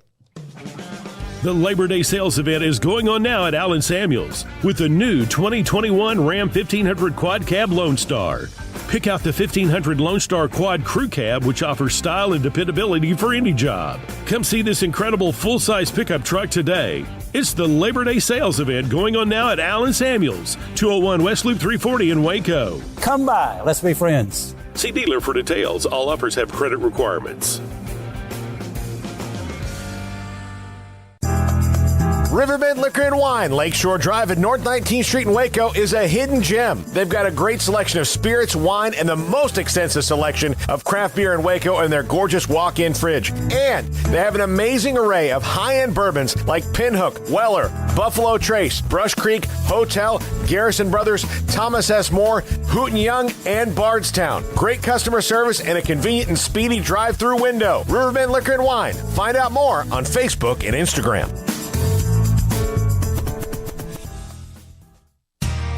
How did Edward Jones become one of the biggest financial service companies in the world? By not acting that way. Financial strategies, one-on-one advice, it's a big difference. And that's why Brad Wilson, your Edward Jones financial advisor, makes sense of investing. Experience the difference for yourself. Brad Wilson, 250 Sharon Drive in Woodway, 254-776-4337. Edward Jones, member SIPC.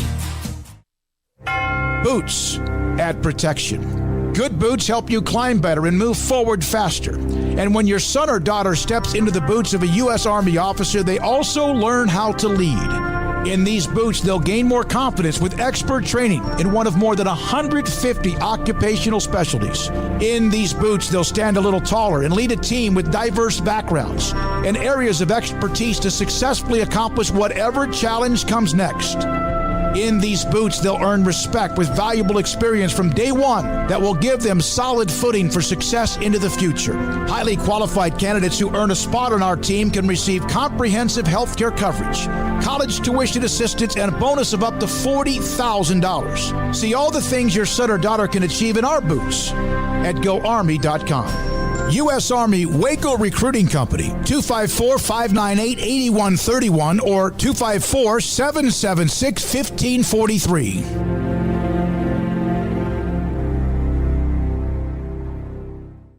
At Baylor University, students can shine in their own way. Or should we say their own ways? Because there's no limit to the ways Baylor students make the world a brighter place. Whether they're leading a student organization or following a higher calling, getting advice from faculty, or taking part in world-class research, pursuing their dreams, or working toward their dream job, students find their place to shine at Baylor, where lights shine bright. From the first workout to the last practice, sports is an incredible challenge. Hi, this is Dan Engel with the First National Bank of Central Texas, and we're proud to support each athlete, every parent, and our educators. From families, small businesses, to the biggest industry, we're here to help. With remarkable products like instant issue debit cards free at all of our banking centers, we've got banking ideas that fuel big dreams. The First National Bank of Central Texas. Familiar faces making local decisions. Member FDIC, Equal Housing Lender.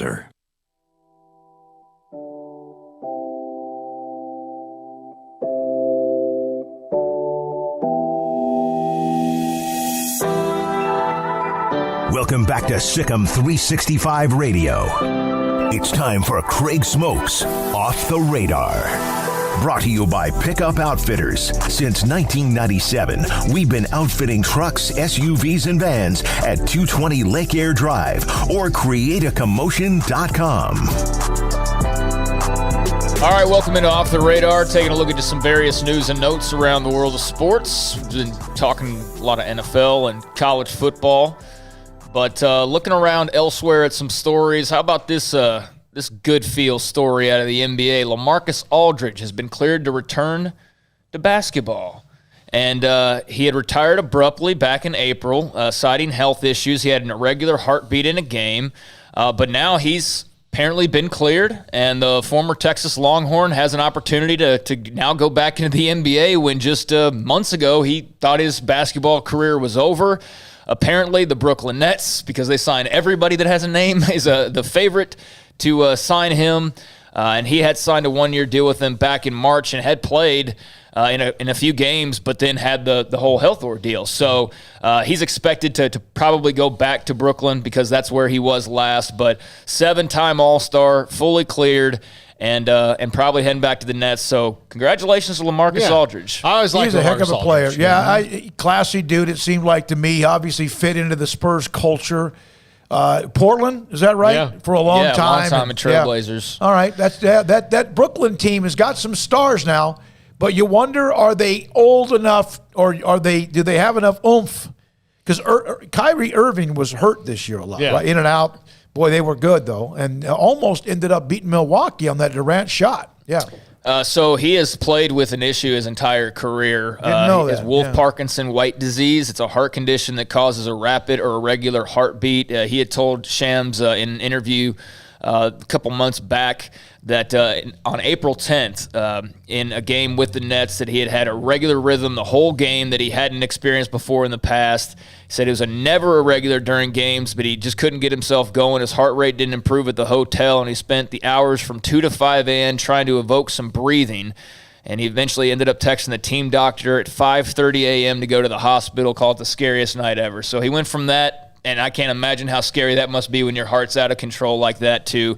Now being back in the NBA, so big-time congratulations to LaMarcus Aldridge, and best of luck to him. Maybe he gets a ring out of this because obviously the Nets will be firmly in the mix if that's, in fact, where he does sign. We have talked a lot of college football, but they want to make mention as of this morning, Rutgers and Temple has been moved from supposed to be played tonight to now Saturday after flooding from Tropical Storm Ida. And I want to use this as an opportunity. I know we got folks all over the country listening, but especially those of you in the Northeast, man. Hope you're doing okay. I mean, the videos from like New York City and the subway blowing my mind. Yeah, that was crazy. But just the flooding in the streets as well. I know there's been deaths and a lot of people concerned. So. Yeah, they're not used to that up there. No, and could you imagine being on the subway and then having to get off and oh my God, and then walk up the stair like you have to walk up into the flood, like that's not. Yeah, it's all over too. It's Philly, it's New York, it's just the whole Northeast is getting flooded right now, and then you got Louisiana dealing with what they're dealing with. It's just crazy times, but Rutgers and Temple will now be played on Saturday at noon East. So I don't appreciate you guys bringing it up. The claustrophobic now in me has just you did fine on the subway. Yeah, you but just fine. the thought. It's the thought of what could happen. We went to Little Italy. For You were some good. reason recently, that was fun. I had something where I was like, I'm a Navy SEAL or something. It's not really Little Italy, climbing through some climbing through vents to get loose from something. To maybe I was nuts. I am. And I got my backpack caught on a screen and I couldn't get loose and I'm stuck in. I have those things happen to me. Yeah. So the subway and the water. You're okay. Yeah, you made it okay. Right. It is. And by the way, Craig, it's very tiny Italy now, and it feels like revenge for Marco Polo, I guess. I guess so. Chinatown has very much expanded into that. Yeah, it has. So I know something that last year in the NFL playoffs was kind of a hit, maybe a little bit of an unexpected hit, was the Nickelodeon broadcast. Well, this week, CBS Sports President Sean McManus announced during a conference call that Nickelodeon will again simulcast a wild card playoff game. Same as last year. It'll air late on Sunday afternoon or in that Sunday afternoon window. No decision beyond this year. And CBS retains the right to air alternate presentations of NFL games based on its new deal beginning in 2023. So McManus said that Nickelodeon simulcasts during the regular season are not currently in the cards and wanted to maintain exclusivity for CBS affiliates. I think that they need to do that more than just in the playoffs. Okay. I would love to see it because, look, I worry about the future generation of kids like sports. That's very fair, dude. That's very fair. And because of that, anything, if they want to pick up a baseball game, a basketball game, whatever, do it on Nickelodeon, do all the graphics you want. Because if you can get a 7, 8, 9, 10, 11-year-old kid interested in it for the first time, I'm all for it. Yeah, I mean, there's a lot of probably would-be athletes that are Twitch streamers instead nowadays, or social media, whatever that's supposed to, TikTok stars or whatever. Yeah, so that's a cool little thing that they did for the kiddos last year, the younger audience, and they will do that again.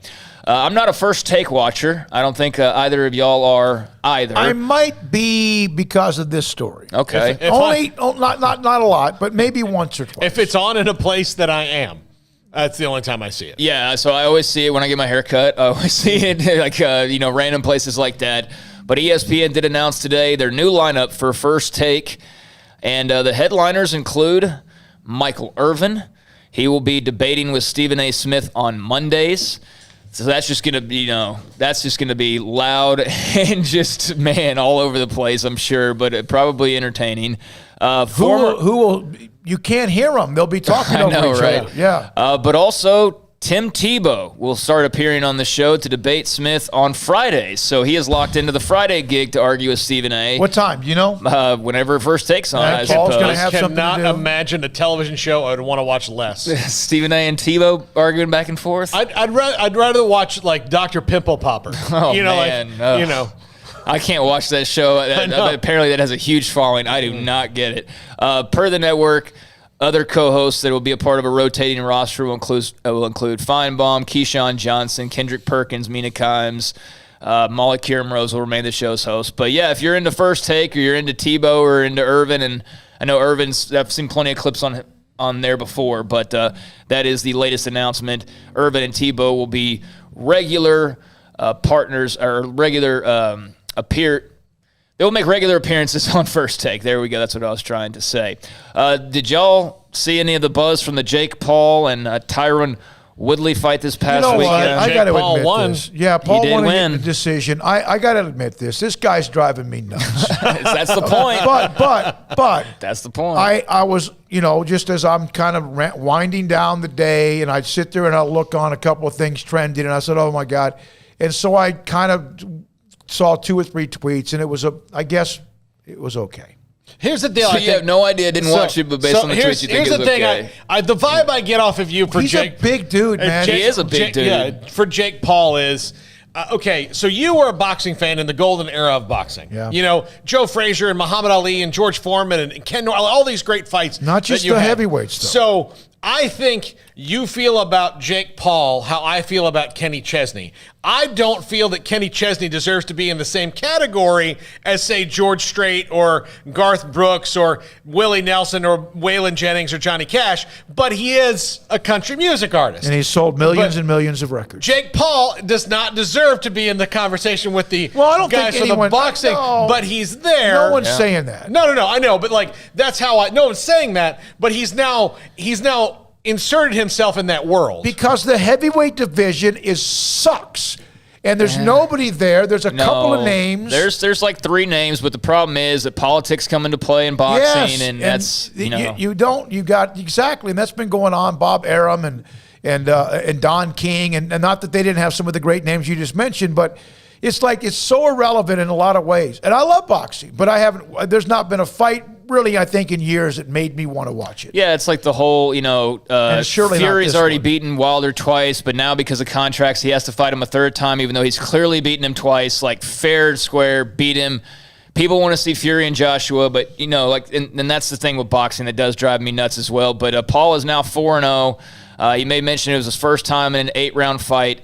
And he's only 24. He's now beaten a couple former MMA guys, although they were not trained boxers by any means. And quite honestly, if you did see it, and I only saw parts of it, but based on everything that I did see and that I read, Woodley pulled UFC Woodley and just didn't do enough and didn't get active enough and didn't, finish business when he might have had a chance to, and as a result, now he's the guy who lost to the YouTube star and joining a list that's starting to grow. Apparently, both guys made a couple $1 million off the fight. I'm sure they actually made far more than that, but that was one of the big popular things over the weekend, no doubt about it. And apparently, Jake Paul has now called out Tim Tebow to see if he is interested in a fight. Now, Paul, would you get into that one? Listen, if I'm going to get to watch Tim Tebow get punched in the face, I think I'd be for that. I think I'd be for that. Jake Paul sent him a tweet.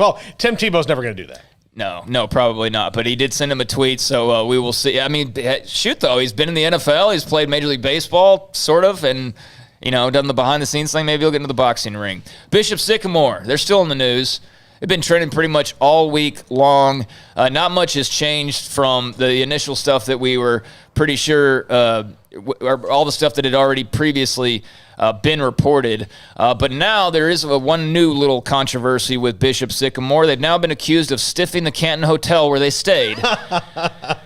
For their ESPN high school football kickoff game. Canton, Ohio Police Lieutenant Dennis Guerin confirmed Wednesday that hotel management reported the team stayed at the Fairfield Inn and Suites by Marriott in Canton, rented 25 rooms. According to police reports, the hotel reported 2 invalid checks totaling $3,500+ that were written on an account listed to the Education Resources Group of New York. The hotel also assessed room cleaning fees at $250 apiece for 3 rooms. And Bishop Sycamore has had no comment. So they have dominated the headlines. They have dominated the headlines. Days, a team that's not even real. For all the wrong reasons. By the way, I read a great article today, and I'll send it to you guys, about Bishop Sycamore's plan was to be the IMG of the Midwest. Obviously, that failed miserably. Yes. But nobody should be letting IMG off the hook. The only difference is that the IMG scam worked. Yeah. Because Bishop Sycamore, they don't have classes, but you're not going to IMG because they've got great science teachers. So they're doing the same thing. They're just successful at it. Well, and there's also some, I was reading about the fact that how could these teams not know that this was all a scam? Because some of them have had dealings with them in the past. I think IMG might have played them last year, if I read that correctly. So It's bizarre, and yeah, it does make you kind of wonder of like, how did nobody like? I mean, it's one thing to blame ESPN, but then how does a team who knows this team and it's set, like that? Like there's just parts of the story that are missing. But regardless, Bishop Sycamore is one of the stories of the year, and I'll leave you with this. Darren Ravel put out a list of the top endorsement guys so far in college football, the most marketable players in college football. I guess Open Doors put a list together, and they put Spencer Rattler as having the highest name, image, likeness value in college football. Let's see here. Shedeur Sanders, Deion's son, who went to Jackson State. He's number 3 on the list. Got Beats by Dre. Yeah, and he just got Beats by Dre, which was one of the things I had to mention. So, yeah, his NIL deal, the latest one, Shedeur Sanders is signed with Beats by Dre, first athlete to do that, so that's pretty cool. Bijan Robinson's at number 12. Garrett Wilson, Texas product. Ohio State wide receiver. He's at number 14. They are so loaded at wide receiver. Oh, it's crazy. Sick. But, yeah, there's a cool little list out there. But Spencer Rattler, number 1 NIL guy in college football. Ahead of yours? Ahead of who? Quinn Ewers? Yeah, I don't know if he's basing it off like future. He's talking about right now. Okay. Right now, who are the most valuable based on the number of followers they have and things like that. So Spencer Rattler's number 1. When we come back, the Ode to Joy, the documentary on the Baylor Men's Basketball National Championship and the history of Baylor University. Chris Charles Scott and Lisa Adams are in studio. One of them is going to sit there and talk about what's next, what's been going on. They've been in Waco. They are here because they're still working on the documentary, and we'll discuss it next on SICM 365 Radio. In the studio earlier today, Dr. Gunn from Impact Research Institute, and it's the non-alcoholic fatty liver disease that they test. And I got to be honest with you, at times it gets a little complicated for me, and so she came in the studio and discussed it with me. Here's the bottom line. What Dr. Gunn is trying to do is help those who have non-alcoholic fatty liver disease and make sure that if you are obese, if you are high blood pressure, high cholesterol, any of that, then you need to get tested. And they have screenings that with grant money that try to get you involved in making sure you're okay. This is not just if you get older and older and older, which a lot of times things like that can happen. Impact Research Institute and Dr. Gunn are trying to find out a way to make sure that they help you. You may not know what you have, and that's, of course, scary. And so what they're doing right now on Fish Pond Road with Ideal MRI as well is screening for fatty liver disease, non-alcoholic. Obesity, high cholesterol, high blood pressure, it could be affecting you and you don't know it. And Dr. Gunn and Impact Research Institute can help you out. It's time for some high school football. Berg Colgan Ford proudly celebrates the Panthers, Cadets, Lions, and all the Central Texas football teams as they march their way through the season and down the field. Hi, I'm Mark Stewart with Berg Colgan Ford. We'd love to show you our Broncos, Raptors, and Mustangs. These vehicles are winners with their sporty options and designs. Nominate who you think deserves the Built Ford Tough Player of the Week at FordPlayerOfTheWeek.com. Visit us anytime at BKFord.com, making buying your next Ford simple at BK Ford. Don Humidor, your home with a 48-foot walk-in humidor with the elite cigar brands from around the world, including the #1 cigar of the year, Aging Room Cuatro Nicaragua. Plus, they have the great brands like Macanudo and Artur Fuente, Rocky Patel, Aston, and so much more. CBD, great for sore muscles, aches and pains, sleep, Vita Dreams, and anxiety, mild depression, general health and wellness. Their staff very knowledgeable on the subject. If anyone is curious about CBD, ask Carol and Ashley. Don Humidor in the Townwest Shopping Center off Valley Mills in Waco. Born in Waco, Brotherwell Brewing exists to serve the Central Texas community with locally crafted beer of the highest quality. They want to bring Central Texas closer to the brewing experience so everyone can enjoy well-made beer as much as they do. For 2.5 years, they've been bringing high-quality beer to Central Texas at their location on Bridge Street in East Waco. Brotherwell Brewing believes in community and bringing people together to enjoy products made in their community. So for your game day, whether it's a tailgate or at home, stop by Brotherwell Brewing for high-quality craft beer made right here in Central Texas, 400 East Bridge Street, and check them out online at brotherwell.com. At Ideal MRI, we feel blessed to be a part of the Waco community. We're a small family business right here in Central Texas, and our goal is to bring down the cost of healthcare while maintaining high quality. At times like this, the cost of healthcare has never been more important, and unfortunately, significant illnesses and injuries still occur. That's why Ideal MRI is open and here to serve you through the difficult time. We offer premium MRIs just like a hospital with state-of-the-art technology and specialists, but you'll pay less. Sometimes thousands of dollars less, whether you're using insurance or not. At Ideal MRI, we accept most insurance and there are no hidden costs, even offering financing if that's needed. Everything included in the price, and you'll not get something as a surprise in the mail later on. If you need an MRI, ask your doctor about Ideal MRI. They'll know. You can schedule an appointment safely from home online in minutes at idealmri.com or give us a call, 833-IDEAL-MRI, idealmri.com. Hey, this is Bryce Petty, former starting quarterback and two-time Big 12 champion, and I know firsthand the importance of being in top shape both on and off the field. So listen up, men. If you're feeling beat down day in and day out and looking for that high-performance edge that separates the men from the boys, then look no further than the Petty Clinic Low T in Waco. Petty Clinic is a comprehensive men's healthcare clinic with an atmosphere catering to men. Board-certified Dr. Kent Petty has a special interest in offering the highest quality medical care to men of all ages. Some of the services offered include screening and treatment for low testosterone or thyroid, infertility, high blood pressure, diabetes, high cholesterol, sleep apnea, while offering comprehensive wellness exams and complete men's health lab panels. High performance men, remember, it's not just a Petty thing. This is Bryce Petty, encouraging you to reach out and Google search Petty Clinic Low T or go to pettycliniclowt.com and get your complimentary lab screening today. Welcome back to Sikkim 365 Radio. Looking for the equalizer. He wants it all on one play, and he's got it. Beautifully designed. Ben Sims, the tight end, into the end zone for the touchdown. The 5 o'clock hour is brought to you by Edward Jones and financial advisor Cam Heathcott. Edward Jones, making sense of investing. Now here's David Smoak, Paul Catalina, and Craig Smoak.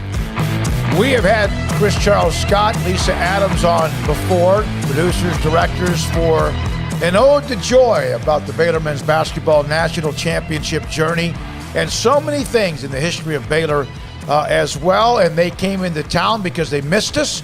And Chris Charles Scott joins us now on Sikkim 365 Radio in studio. How you doing? Smokey, it's good to be back here in good old humid Waco, Texas. Hey, it could be 30 degrees and snowing or something like that. Oh, hey, I'm grateful. Yeah.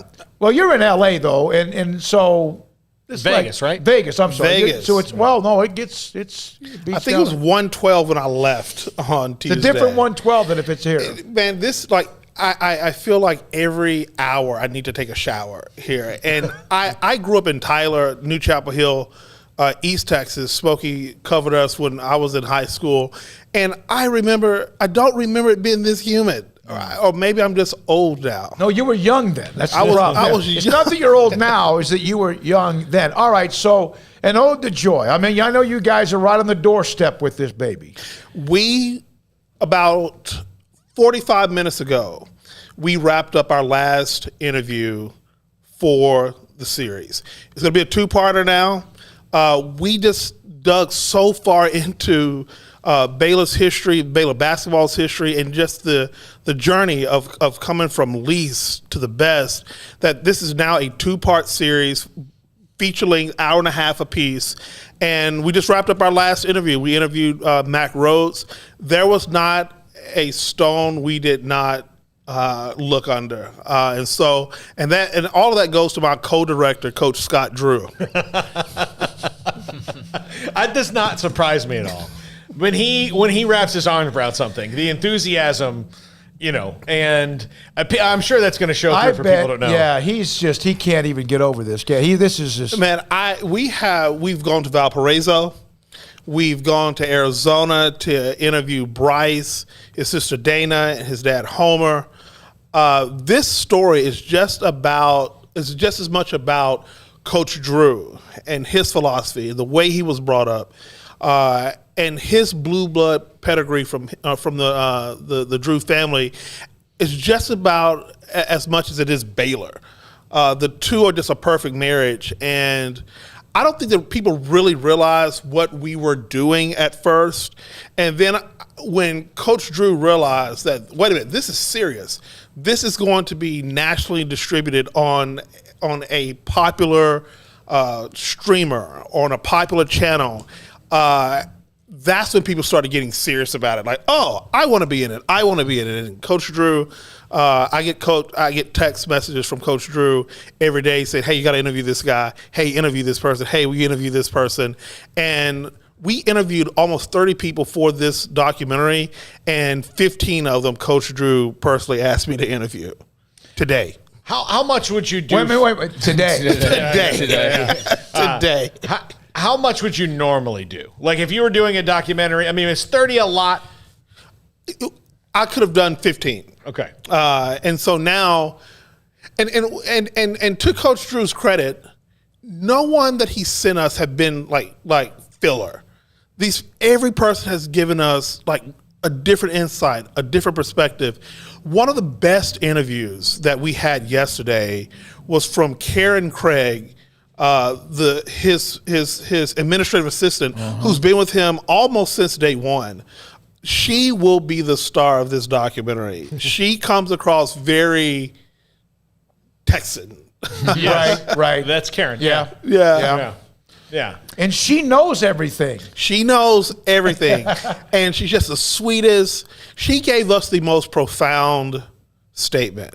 Man, I want to tell it. I'll tell it.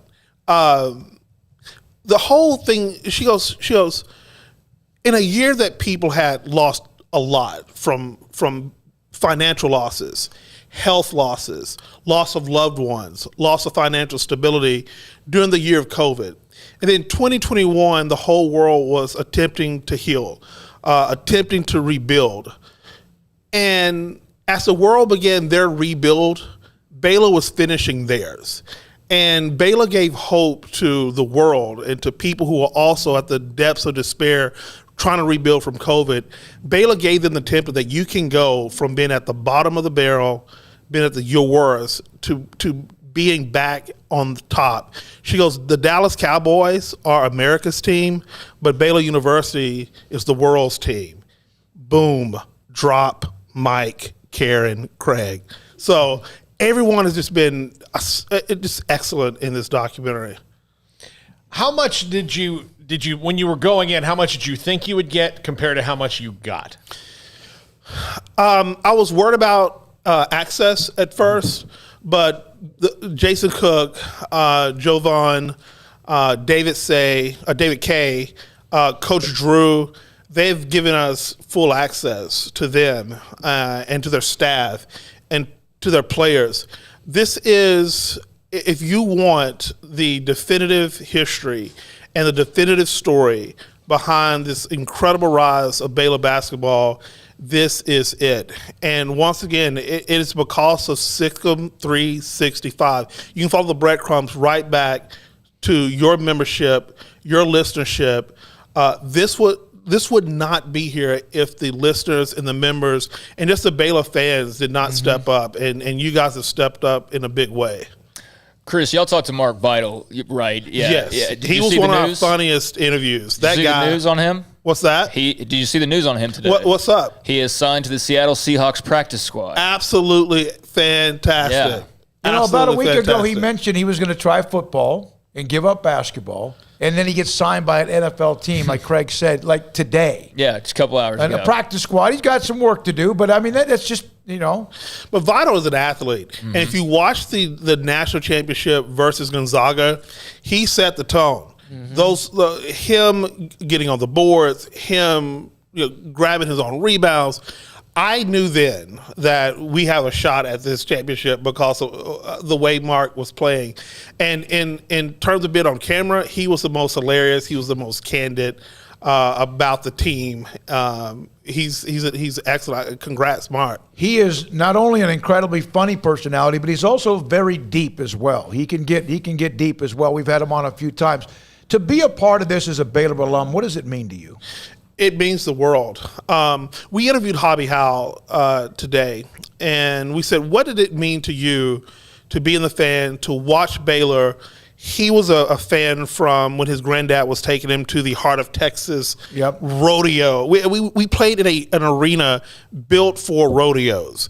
To watching the Baylor basketball team play in a new Farrell Center with a coach that we hired from high school, and then watching us come from the worst scandal in all of sports to be a champion. And the guy got tears in his eyes. Sorry, Hobby. I got to let people know that you cried today during the interview because it choked him up to witness this.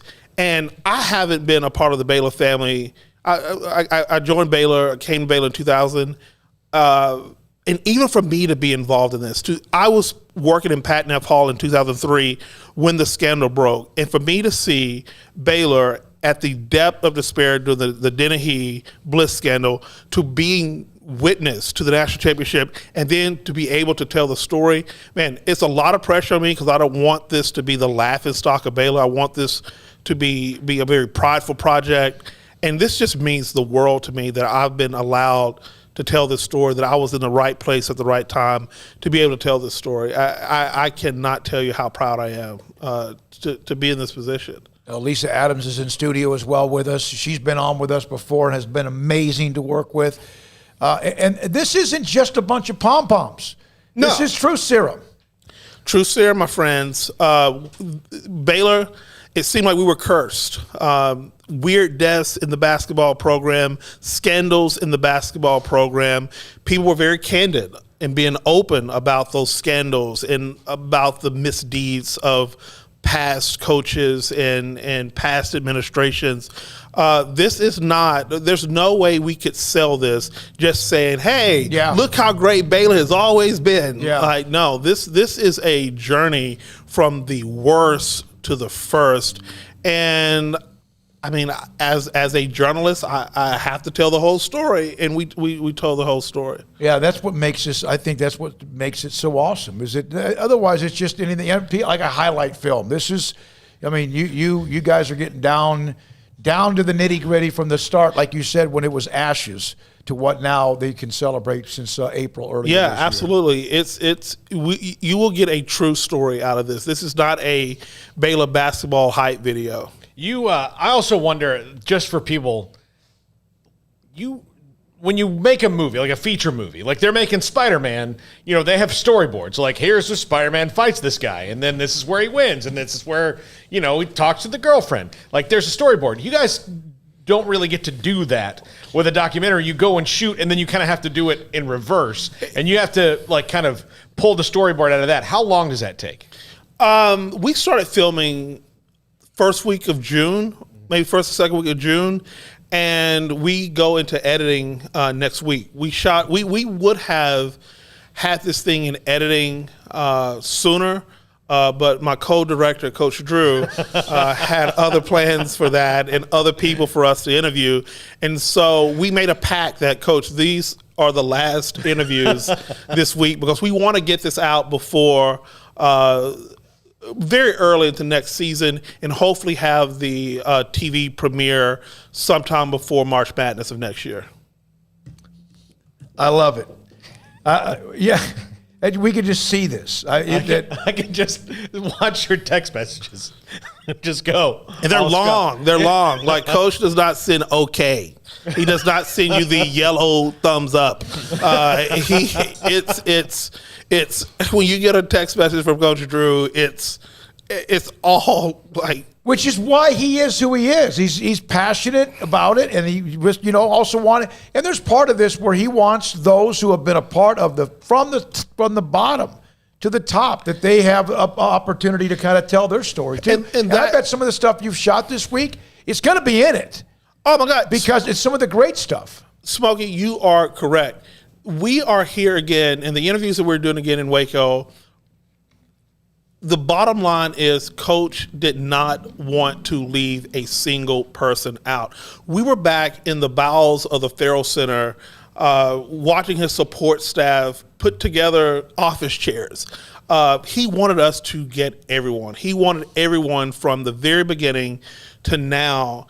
Everyone built this program, and the guys giving credit to everyone. And so we want to honor that and honor them because, I mean, the people who stuck with Baylor, the Tweety Carters of the world, the Coach Tangs of the world, the Karen Craigs of the world, and the people that you don't see every day, the ops staff, the fans who stuck with us. Everyone gets this is like our last dance, you know. That was a great documentary, and this is like our last dance, and it's being shot, dare I say, with the same style and quality and storytelling. This could be a 30 for 30 very easily. We, Coach Paul and I were in part of it. This back in the early parts of the days, and all of what you had to shoot in what might be 10 seconds or might be 2 minutes. It was amazing. It's done the right way. And you're right, Ashley, Colt, and obviously Brian, this was a part of their dream as well. I never have asked you, how did that come about? Well, one of my good friends, Hobby Howell, his son, Hob Howell. Yep. Very in tune. Yep. We were all at the game in Indianapolis when we won, and we just couldn't believe it. And then Hob was like, you should do a documentary about this, Chris. And my old agent, who was not a very good agent, I texted her from the floor. I snuck down on the floor of Lucas Oil and promptly got kicked off. But I was on the floor of the Lucas Oil arena, and I texted my agent. I said, we should do a documentary about this. She goes, it's been done before. It's called Disgrace. I'm like, no. I said the ending to this documentary was tonight. This was the perfect ending. And my agent wasn't on board. She's since been fired. And Hob was like, Chris, we got to do this. And then the next day it was on your board that we want to do a documentary about this. And Hob tagged me on one of the threads that was like, hey, you should contact Chris Charles Scott. He did Class Action Park on HBO. He's a Baylor grad. He would love to do this. Hob actually should be my new agent. And so Colt hit me up the next day from a 903 number. I'm like, are you from East Texas? Yep. And he goes, are you from East Texas? Because I still have my 903 number. And that's how this Hob Howell Jr. connected us. And from there, this has just been Well, when you get Colt on board with something too, he's the engine that can. I mean, it could. Yeah. I mean, it's just been very random. We've gotten every break we've needed for this documentary. 2 parts, sometime this fall. Two parts. And what I want to see from this documentary, this might be bold, this might be too much pressure on me, but to show the world, to show the country how relevant Baylor is, and not just as an academic institution, but as an athletic institution. When OU in Texas deceived the Big 12 and left to go get mollywopped in the SEC for years to come, which I will enjoy, people thought that, man, Baylor's going to be playing in the same league as Bishop Sycamore. And of course I'm worried. Like I'm like, what's going to happen to us? What's going to happen to us? But the world is about to see, and the world is about to be reminded that Baylor is not only relevant for our Christian mission and our academic reputation, but we are an athletic powerhouse. How many Big 12 tournaments? How many Big 12 championships in football have we won since Texas last won? We've won a national championship in basketball. No other Texas team has done this since UTEP in like the 1940s.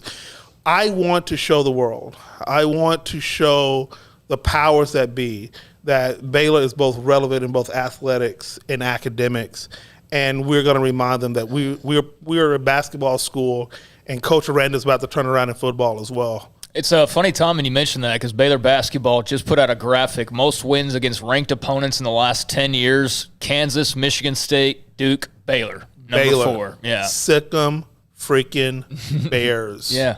We didn't even have to bleep you. That's awesome. Yeah. You helped us out on that one. Well, Chris. I mean, we're still on the internet, so we don't have to bleep. Yeah, no, anyway. you don't have to. I mean, if we had to bleep, then Phil Bennett would have been in trouble on the show. A lot of 3 people times. are commenting. They appreciate the interview, the passion. Can't wait to see it.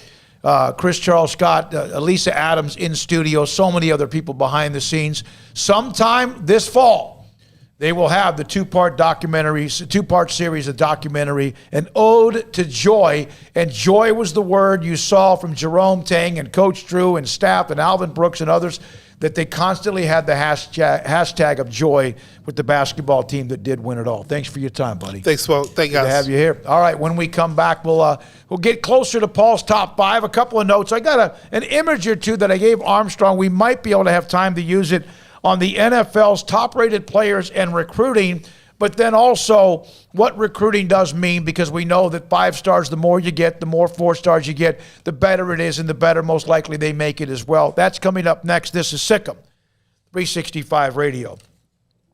Pioneer Steel and Pipe since 1943. I could stop right there and sometimes probably should. Pioneer Steel and Pipe since 1943. Heavy-duty metal, steel, and pipe. Thank you guys so much for being here. And they have locations in Waco and Bryan, open Saturdays from 8 until noon. Pioneer Steel and Pipe, I'm telling you right now, on occasion when I get a chance to speak with Braden Embry, he does their marketing and talks about what they do, and they do it well. And they have done what they do since 1943. Great customer service. That's always important. But you can be the best in customer service, but your product, or let's say your meals or menu's not good. They have both. So they have both, and that's how you survive all of what's happened in the country, the economy, whatever, since 1943. PioneerBoys.com.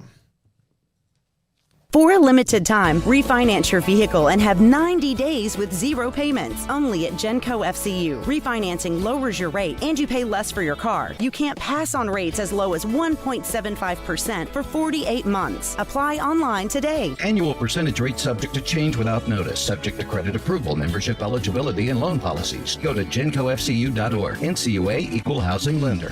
My money, my future, my credit union, Genco. With so many companies and policies out there, it gets so confusing shopping for insurance, and I never know if I'm getting the policy that's right for me. Luckily, I met the team at the Niche Group Insurance Agency. With the Niche Group, you can go to one company and get access to coverage options from many insurance carriers, and you get to speak to a real person about your specific coverage needs. With the Niche Group, I know I'm getting the right coverage at the right price. If you need insurance, talk to the experts at the Niche Group at 1-800-258-8302.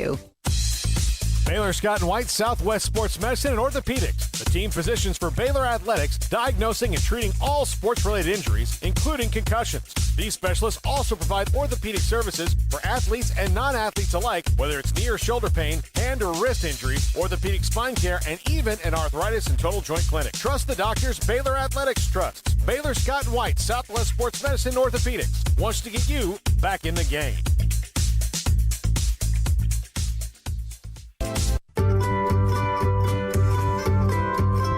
You want to know why Stonewood Dental is so successful? Listen to what happy customers have to say. It's pleasant. It's different than any other dentist office. I really feel like they care. And it's not that you're here for 2 hours waiting on someone to take care of you. It's quick and easy, and I bring my kids, and my kids love being here too. They really love the treasure box. Staff is really nice and accommodating, real friendly. You feel more like home. It's not sterile looking. Everybody has their own personalized rooms with decorations and decor, and they'll even have a blanket for you when it's cold. I've recommended people to actually come here, and they are patients now. I really love it here. It feels like family.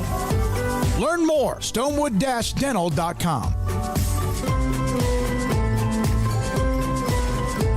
Life is back on, sports bettors, and BetUS has your NBA, NHL, Major League Baseball, UFC, PGA, and yes, NFL betting lines up for their 27th year and live betting on all of it. Log into BetUS.com or call 800-792-3887. That's 800-79-BETUS. BetUS for 125% bonuses with promo code SICK'EM125. Customer service pros are ready to get your phone, social, and online sports betting kickoff started now. Play with the proven mainstay in the industry. BetUS. You bet, you win, you get paid. BetUS.com. Use promo code SICK'EM125. Let Camille Johnson Realtors guide you seamlessly through the process of buying your dream home or selling your current one. Commercial, farm and ranch, or residential, Camille Johnson Realtors can smoothly and successfully lead you through any transaction. With a team of 28 experienced agents who are excited about serving you, Camille Johnson Realtors services the entire greater Waco area. If you're in the market to buy or sell, contact Camille Johnson Realtors, 104 Midway Center in Woodway, or find them online at www.camillejohnson.com. Camille Johnson Realtors, elegant, charming, warm. Welcome home. Welcome back to Sikkim 365 Radio. Have you subscribed to our YouTube channel? Search 365 Sports on YouTube.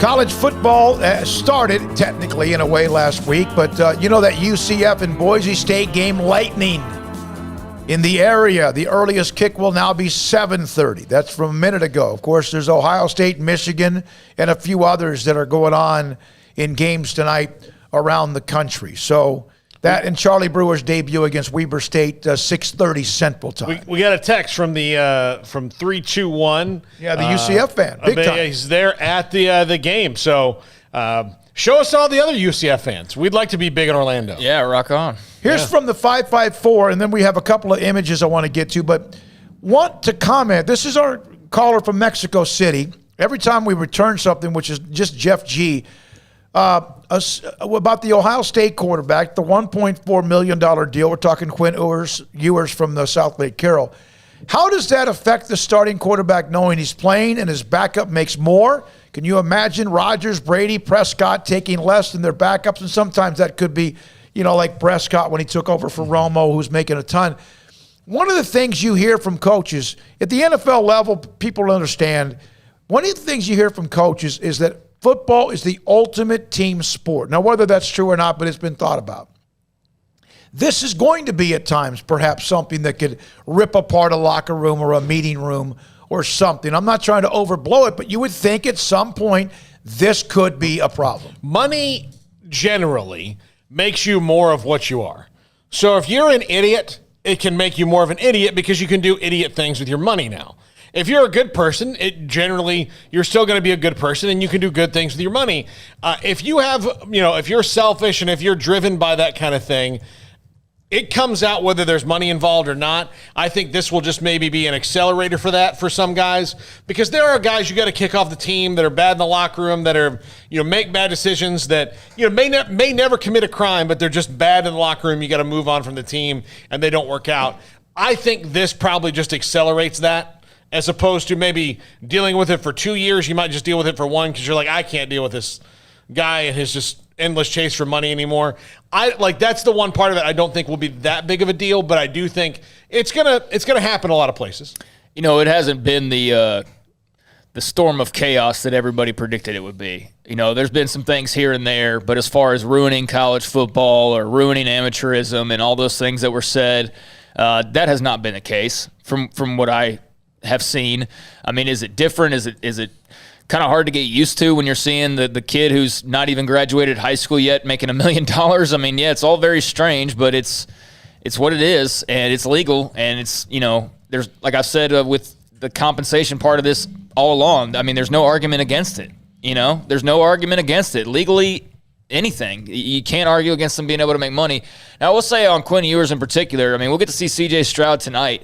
Very excited about C.J. Stroud and his potential. So if I was him, I guess my only thought on Quinn Ewers would be, well, I am the actual Ohio State starting quarterback, and I don't have any NIL deals. If he does, then I just haven't seen him. But Yeah, he's probably out to prove a point tonight, but I mean, I don't know that Quinn Ewers is going to beat C.J. Stroud out when he gets to campus, or anybody else for that matter. So that will be fascinating to me, is to see this company and what they think of their $1 million investment when or if he doesn't turn into anything, which is entirely possible. But as far as the teammates go, if you're C.J. Stroud, you just kind of laugh at it probably and say, whatever, I'll go out and earn mine tonight, and the Saturday after that, and the Saturday after that. And I'm sure he's ready to do that. But you just, if you're somebody who gets jealous at other people over things that you feel like should be yours or it's not fair, well, you're just going to be like that all the time anyways. And I think most of his teammates are probably like, good for you, man. Yeah. Congratulations. Like, if you really care about people in that way, you're not jealous and envious. Well, you're happy for them. And if you're a right tackle and you don't like the quarterback making that kind of money, or a guard or a center, and it's obvious that you're doing the Olay blocks just so they could get drilled, you won't be playing much yourself. David Moore, who covers Brigham Young, on Twitter, asked this question, the rumor mill. Again, rumor mill, a lot of things like Kansas was going to the Big Ten. Remember, like 5 weeks ago. The rumor mill. Brigham Young will get an invite, football only, to the Big 12, and the persistent rumor mill. Behind this is the church school's strict no Sunday play policy. How true is that? And he asked Paul, I'm not sure, a couple of other national writers. I just happen to be a part of it, but I don't think that's going to happen. I don't think that the Big 12 needs to just have a football only, even if that's the one that is the drum that beats the. I think the Big 12 can be smarter than just to deal with this, to not deal with the Sunday only thing. I mean, and I get. Yeah, why is that such a dadgum wall to break through? So for baseball, you play Thursday, Friday, Saturday with them. Yeah. Same like softball, you don't play on Sundays. Men's basketball in the Big 12 never plays on Sundays, or rarely plays on Sundays. Yeah. It's a once in a blue moon and it's just for TV, so they wouldn't be involved in that. Volleyball never plays on Sundays, rarely. I mean, most of their stuff is midweek. Like they've got like a Tuesday, Saturday kind of thing going with volleyball. Sometimes Monday, Saturday. That's what they do. I don't think that should be any kind of reason to stop anything off, because it's silly. It's too easy to work around. I think saying they don't play on Sundays.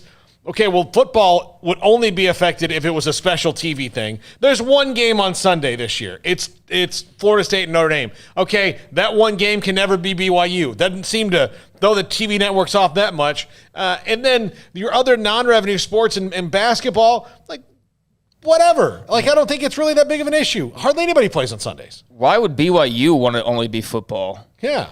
Why would they want to be in especially basketball? Like, why would they want to be in that? Why would you not want to be in the best basketball conference, arguably, in America? I mean, so I don't know what their position is on that. I mean, I've seen all the rumors too, David, and I actually responded to you on Twitter. I don't have any supreme insight on the BYU football only thing. I mean, if I'm the Big 12, that Sunday thing should not be a make or break deal, but that does get brought up quite a bit, and it is somewhat of an obstacle, but it's like you said, it's not an obstacle that can be overcome rather easily.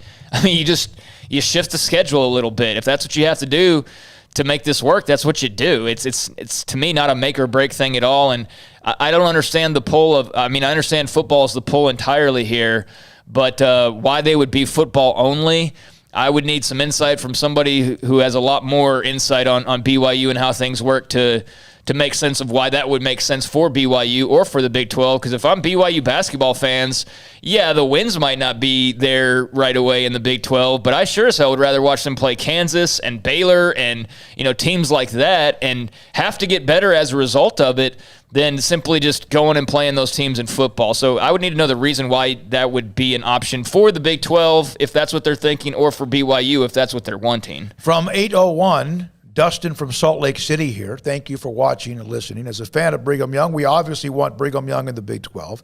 I think football only would be a bad move. We have an incredible Olympic sports program pumping out national champions every year. Basketball would definitely bolster the league. I think Brigham Young is in the driver's seat. I can imagine them agreeing to this. So that's from the 801. And Gunny Hartman, there have been 3 men's basketball games in the last 5 years in the Big 12 on Sunday. Yeah, I mean, so it doesn't happen that much. And most sports don't play on Sunday. They really don't. I mean, like the thought that they would play on Sunday, like I know baseball and softball do. Women's basketball. But even then, like that's usually during the non-conference, and once the conference starts, they're on Saturdays as well. So I don't think it's that big of a deal that you can't manage, 25 dates a year to move on to another day. I think it's easily manageable. It's just a matter of do they want to have something else to manage, I guess. To me, it's not a big deal. I feel like they could really work around this quite easily. But, I don't know what the thought process is. I don't understand the point of bringing them in for football only, unless it's just a travel thing or, something we're not thinking of. But, I don't know. All right, from Chris, Brigham Young fans, do not want football only. Why would we want that? Exactly. That is ridiculous. We're desperately wanting to play basketball in that great conference. See, there you go. And that's kind of what I figured probably most BYU fans would think is, if we're joining for football, why are we not joining for everything else? Like, that to me is just kind of, they would leave a somewhat satisfying feeling, but not fully satisfying. All right, there's a couple of graphics. This is college football related, but also NFL related. Joe Clatter does a great job as a football analyst, broadcaster on Fox. Here's one that he had. I don't even remember what it was, 3 or 4 days ago. I want you to kind of look at this. These are the top 10 players in the National Football League. Now, focus on the left if you don't mind first. The top 10 players in the NFL's top 100 and who they were as far as out of high school. Mahomes, Donald, Rodgers, on and on and on, about 2 stars, most of them 2 and 3 stars. Of course, Derrick Henry, a 5-star, and then DeAndre Hopkins was a 4-star. That's not saying that you don't want the 4 and 5 stars. He was just giving that as a point that, hey, you can still make it if you're not rated highly coming out of high school. This is like one of those yearly Twitter things that just needs to die. The whole star thing, and like if you're not a 4-star or 5-star, then you're somehow like disrespected or whatever. And then somebody will respond with actually like 75% of 3 stars. And it's like just the whole hand-wringing over 4 and 5 stars and their importance versus 3 stars. I mean, it's a constant conversation. But stars come in all shapes, sizes. A lot of it depends on coaching. A lot of it depends on where they are in their maturation. A lot of it depends on their high school coaching. There's a lot of factors that go into that. But, it's not an exact science by any stretch. And, of course, he put that up, and then someone brought up something he tweeted out about 1.5 years ago to try to act as if he was being hypocritical, and he's not. What he said in the one on the right is, keep in mind there are only 30 players a year that get a 5-star rating. Around 300 4-stars and roughly 1,500 get 3 stars. This right here, the NFL draft by recruiting stars, suggests 50% of the 5 stars will be drafted, 26% of 4 stars. And it does show that getting drafted, the higher the stars, the better opportunities you probably have to get to the NFL. The other graphic was not being hypocritical. It was showing that you can be, and we know this, a 2-star, a no-star, a 3-star, and still make it big. Thank you for the stuff, Armstrong, on the graphic from Joe Klatt. Yeah, I mean that goes to show you if you're a 3-star ranked player, then there's no reason to believe that you're somehow stuck in some box of you can only play college football and that's it. I mean there's plenty of guys and even 2 stars as you mentioned that make it as well. So it's an inexact science. I think sometimes recruiting folks get too hard of a time because it is so inexact, and there's other times where I think it's pumped up a little bit too much, and we throw out actual coaching and behind the scenes, the shape of the program, we throw that out over star rankings sometimes too. So it goes both ways, but there's no doubt it's the lifeblood. I mean, it's what everybody always says about recruiting. It's the lifeblood, and that's true, but you still do have to have good coaching, and you got to have your house in order. Well, the programs that are good year in and year out are the ones that take the 3 stars and turn them into 5 stars by the time they're juniors and seniors.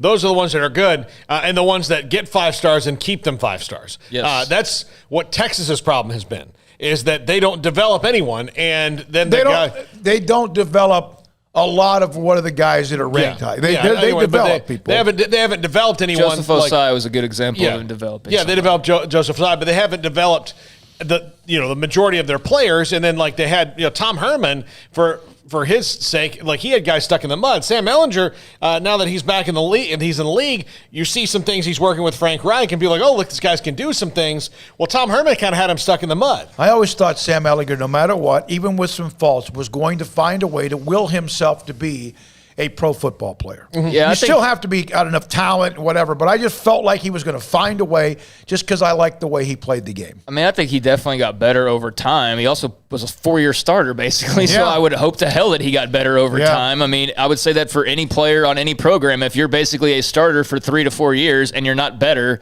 then something went way wrong. But, I mean, you can look at every program and say where they didn't do a good job of developing this group or that group or whatever. But yeah, I mean, the recruiting rankings show that those who get the best players are usually the ones that are right in the mix. And there's some teams that get a lot of the best players and they just kind of spin their wheels. But then typically you'd see that, like with Texas, there's a coaching change soon after. That's a big part of the reason why, is because you're getting good players and there's no reason why that's not translating to wins. But yeah, recruiting is a crazy thing. And, I haven't seen a big changeover in it because of name, image, likeness, but maybe that's still to come in the future. We'll see. All right, it's 4:45. Paul, we got. You want to do your thing right here? You want to take a break right here? We can. We need. Here's from Timothy Vermeer. Iowa famous for having 2- and 3-star players, beating your 4- and 5-star team.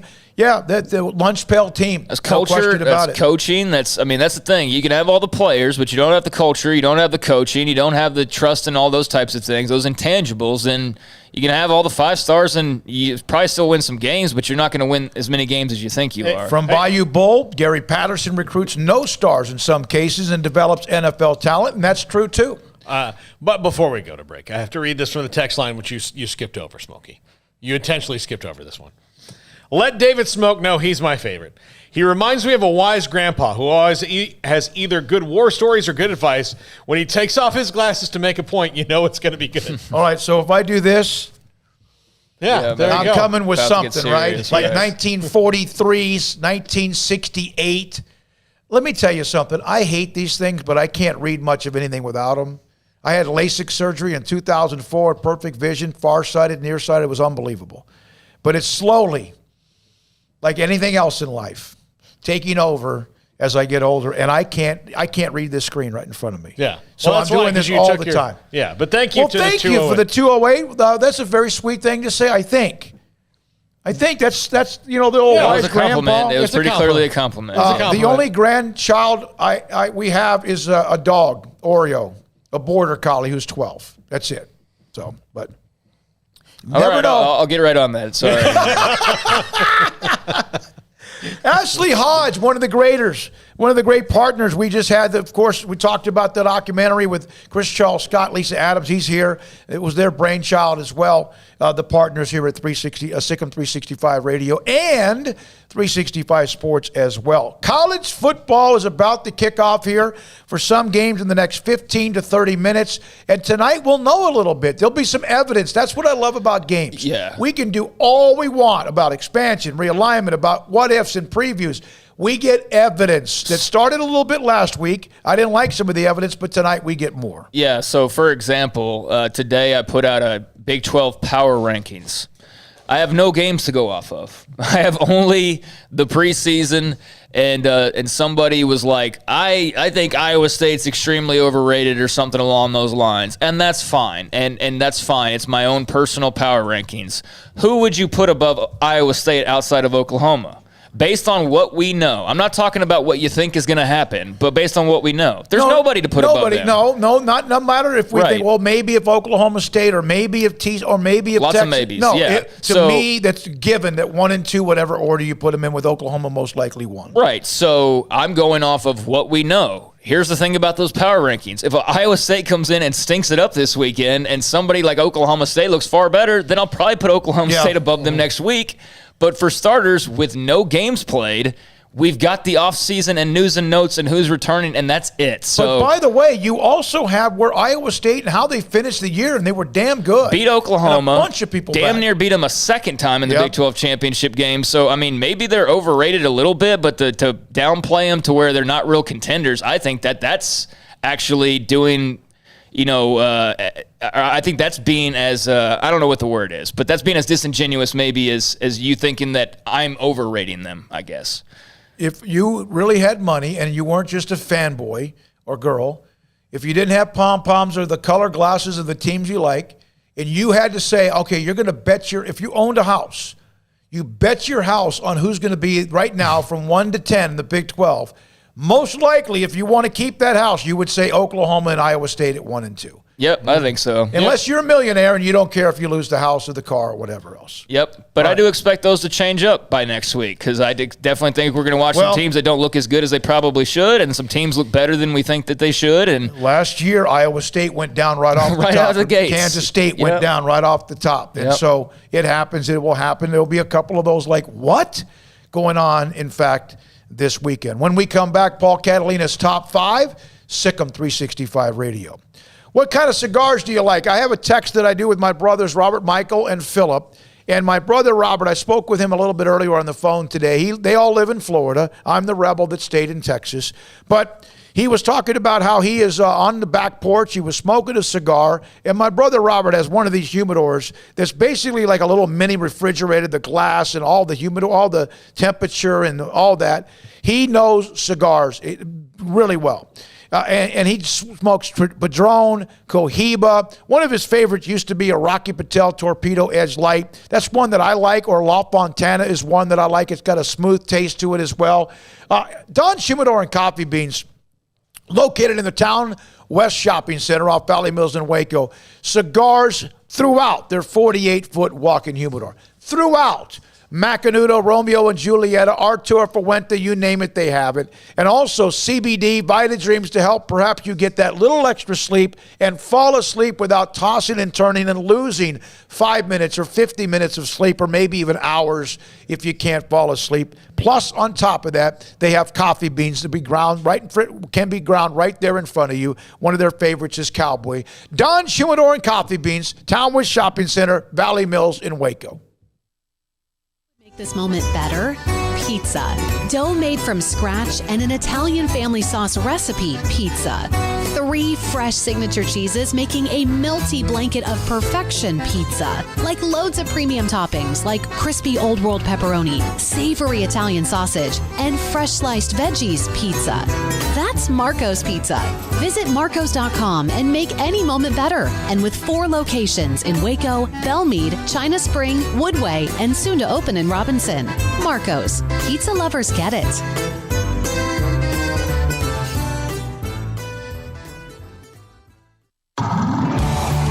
It's time to fire up the grill, heat up the oven, or get that deep fryer going to enjoy the top quality products at Waco Custom Marketplace. Order 30-pound sacks of live crawfish by 6 on Wednesday. Pick up on Friday afternoon after 2 or Saturday. Enjoy the weekend. 30-pound sacks of live crawfish available right now for $4.25 a pound. Find all the crawfish boil ingredients you need, including red beef potatoes, sausage, corn cobbettes, and Louisiana boil seasoning. Make your order for live crawfish by Wednesday at 6. Pick up on Friday after 2 or all day Saturday, and enjoy the weekend. Waco Custom Marketplace, your home for fresh baked kolache, cinnamon rolls every day. Butcher shop to cut your steaks the way you want. Fresh seafood, summer sausage, boudin, house cured and smoked bacon, spices, seasoning, soup mixes, and more, and weekly gift boxes for any occasion. Waco Custom Marketplace, 425 Lake Air Drive in Waco, or WacoCustomMarketplace.com.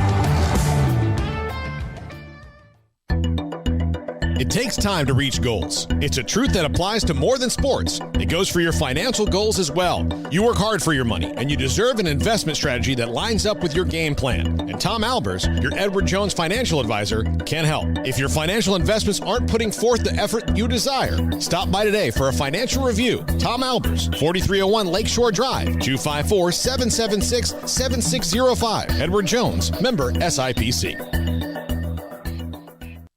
Boozers is the wedding ring store and more. If you're ready to get engaged or already married and want to upgrade your wife's ring for a special anniversary, Boozers is the place to go. With the largest selection of premier quality diamond engagement rings and wedding rings in Central Texas. They have 7 cases with over 300 styles of rings from top designers like Natalie Kay. Choose from yellow, white, or rose gold, plus beautiful top quality loose diamonds. With an in-house jewelry, they can also custom make anything you want. Bring in a picture or drawing and let Boozers create your one-of-a-kind pendant or ring. They can even use some of your old gold and diamond jewelry to create something new. At Boozers, you'll find a great selection of quality timepieces, and Boozers is the place for expert watch maintenance and repairs too. They specialize in expert Rolex watch repair for fine jewelry, watches, custom work, and more. Go to Boozers on Valley Mills and Lake Air Drive in Waco. Boozers, the wedding ring store and more.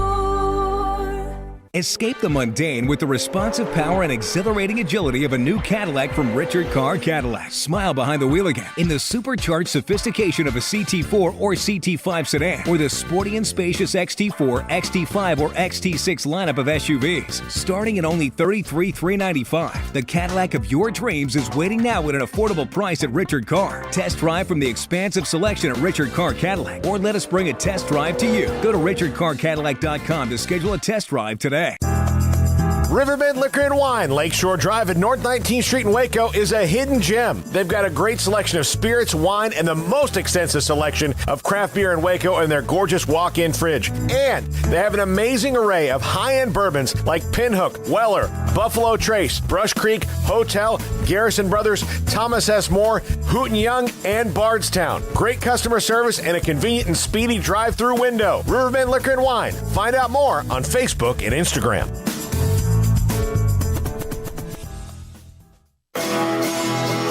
Welcome back to Sikkim 365 Radio. This is Paul Catalina's Top 5 at 5:55. Presented by Slapsticks Comedy Club. For ticket information, go to slapstickscomedy.com. Top 5 Week 1 toss-up games. And these are games I just went through and ones that I just, if you're going to look for a game that on the surface could be a toss-up. And look, if they wind up being blowouts, don't blow me up in the comments here. I'm just saying that right now, looks No, like this is on record for the rest of your life. Yeah. All right, number 5, Indiana and Iowa. These are different diametrically opposed teams. Michael Penix returns for Indiana. Big-time offense versus, Kirk Ferentz's I will not let you enjoy football on television team. It's old school. I wish somebody used it. I know. I would take that in a heartbeat. I know, but they. Iowa games are not made for modern TV, but should be a toss-up game here. I think this would be an interesting one. Okay, Indiana's done a great job, hasn't it, Coach Allen? Yeah, they had similar seasons last year. Indiana, obviously, kind of an up-and-comer. They were one of the feel-good stories of last year. So, I would lean Iowa here, but this would be a major, Week 1 win for Indiana and really just kind of pick up where last season left off in some ways. Yeah. Number 4, Texas and Louisiana. We've talked about this game a lot. Look, right now, to me, this is a toss-up game. Until Texas proves otherwise, it's a toss-up game. And look, the Longhorns could roll out and beat them by 17 or 21, and maybe I'm wrong, but Billy Napier's got a team that's built around defense. We don't know, we got a 2-quarterback system right now at Texas that we're seeing, so it just makes me uneasy about the Longhorns early in the season until either Hudson Card or Casey Thompson wraps their arms around that job for good. I look forward to this one. Yeah, I think I look at this more of an upset watch game than a toss-up game. But if you look at the rankings and you look at what Louisiana, I always want to say Lafayette, but Louisiana has done the last couple of years. It kind of is a toss-up game. I still lean Texas heavily in this one. If they were to go out and just kick the Raging Cajuns' butts, that would be a statement win. It would be a feel-good start, no question. Oh, it would be oh wow, okay, they're not playing around. But I do. Just on paper and everything, I do expect this to be a back and forth type of a game. So yeah, I could see it. Yeah. Unleash the speed. There's going to be both of them. Yeah. Number 3, Texas Tech versus Houston. Okay, this is the same game. Yeah.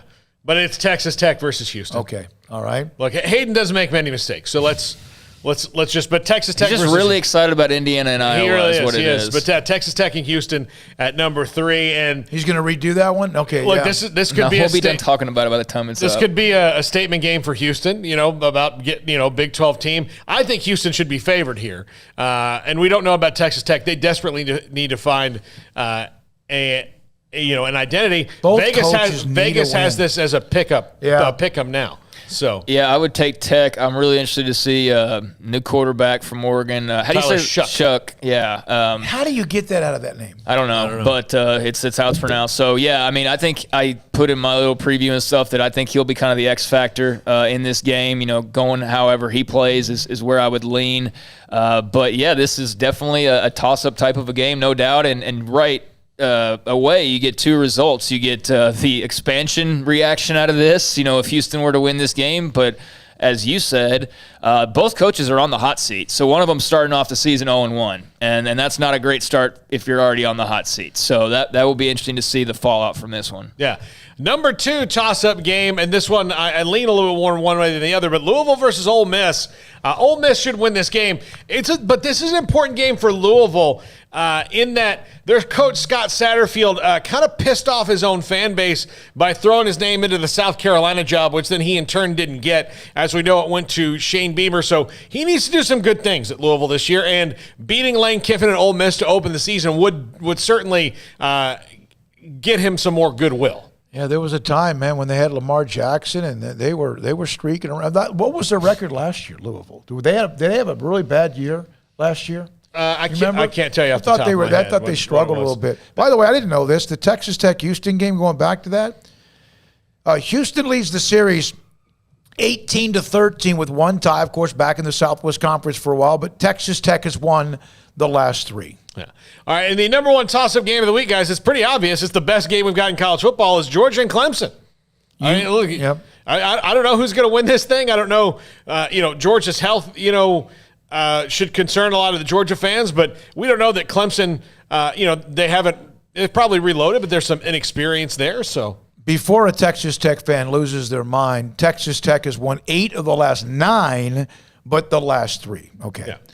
Yeah, I look forward to the big boy games. And that's what I hope. If in fact we end up with this big boy conference, whatever it becomes, if it could be like this every weekend, as a college football fan, I would love to watch it. But I just don't know if you have enough to do that. As someone who would like to see a little bit of chaos this year, I'd want Georgia to win this game for chaos' sake, because Clemson taking that early loss would just be an interesting storyline coming out of it, because I know that they're not going to have too many games where they're not going to be favored, whereas Georgia, I know, is going to have quite a few contests where they might not be favored. So, yeah, that one's going to be great. I mean, either Clemson starts the next run to the national championship or to the playoff, or Georgia makes a huge statement and puts themselves squarely in the conversation. They already are, but, I mean, that win over Clemson would really put them in that talk. So, yeah, that's going to be a really good – and then, and whoever loses, depending on how they lose, doesn't rule them out either. So we might very well see this game again at the end of the year. All right, good stuff, Paul. These things get so much traction. Some of them you still will never be able to get over the women's basketball surge that you had on the transition at Baylor. It was interesting. Millions of hits on that one. Hayden Bumpus, good to see you again. Armstrong Sims. Craig, anything to wrap up the day? I can't wait to go home and watch some college football. No, I mean, that's what my mind is on right now. I just been writing some articles this week. Hopefully, if you're a Baylor fan, you're a member of SicEm365.com. If you're not, with the season starting up, look into becoming a premium member. If you want to know how to help us out outside of hitting subscribe on the YouTube page, then for Baylor fans, that's the way to do so. But for all the non-Baylor fans that have joined us, and that's been the majority of y'all, just keep hitting like and subscribe. We really do appreciate all of y'all, and I can't wait to actually – I mean, expansion is interesting to me, so I have no problem talking about it till days are gone, but I am – far more interested right now in talking about some results. Like we're getting feedback. Yeah, me too. Feedback on the games, on your thing, Paul, predictions and whatever else. Thanks again. Jack McKenzie was here for a little bit earlier today. Thanks for his time as well. We're back at it tomorrow.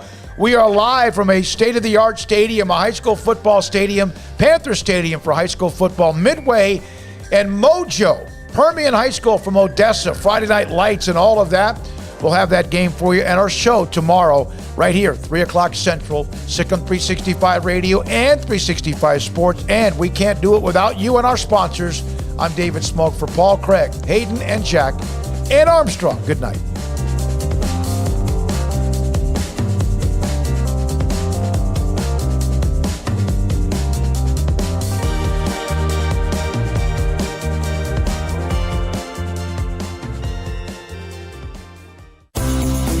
Ideal MRI is a small family business right here in Central Texas. We're open to support you while lowering the cost of healthcare bills. When you need an MRI, ask your doctor for an Ideal MRI. Visit us at idealmri.com or call us at 833-IDEAL-MRI. Stepping into the boots of a U.S. Army officer can add confidence and leadership skills to your son or daughter's career path. See all the things they can achieve in our boots at GoArmy.com. U.S. Army Waco Recruiting Company, 254-598-8131 or 254-776-1543. After my first car accident, I feared the biggest damage would be to my wallet. I expected a mountain of bills and a long, drawn-out process. But my Texas Farm Bureau insurance agent was there when I needed her and helped me get back on my feet and in my car in no time. Instead of a hassle, I got reassurance and a quick recovery. Stop by and see our agents at one of our 3 McLennan County locations. Coverage and discounts are subject to qualifications and policy terms and may vary by situation.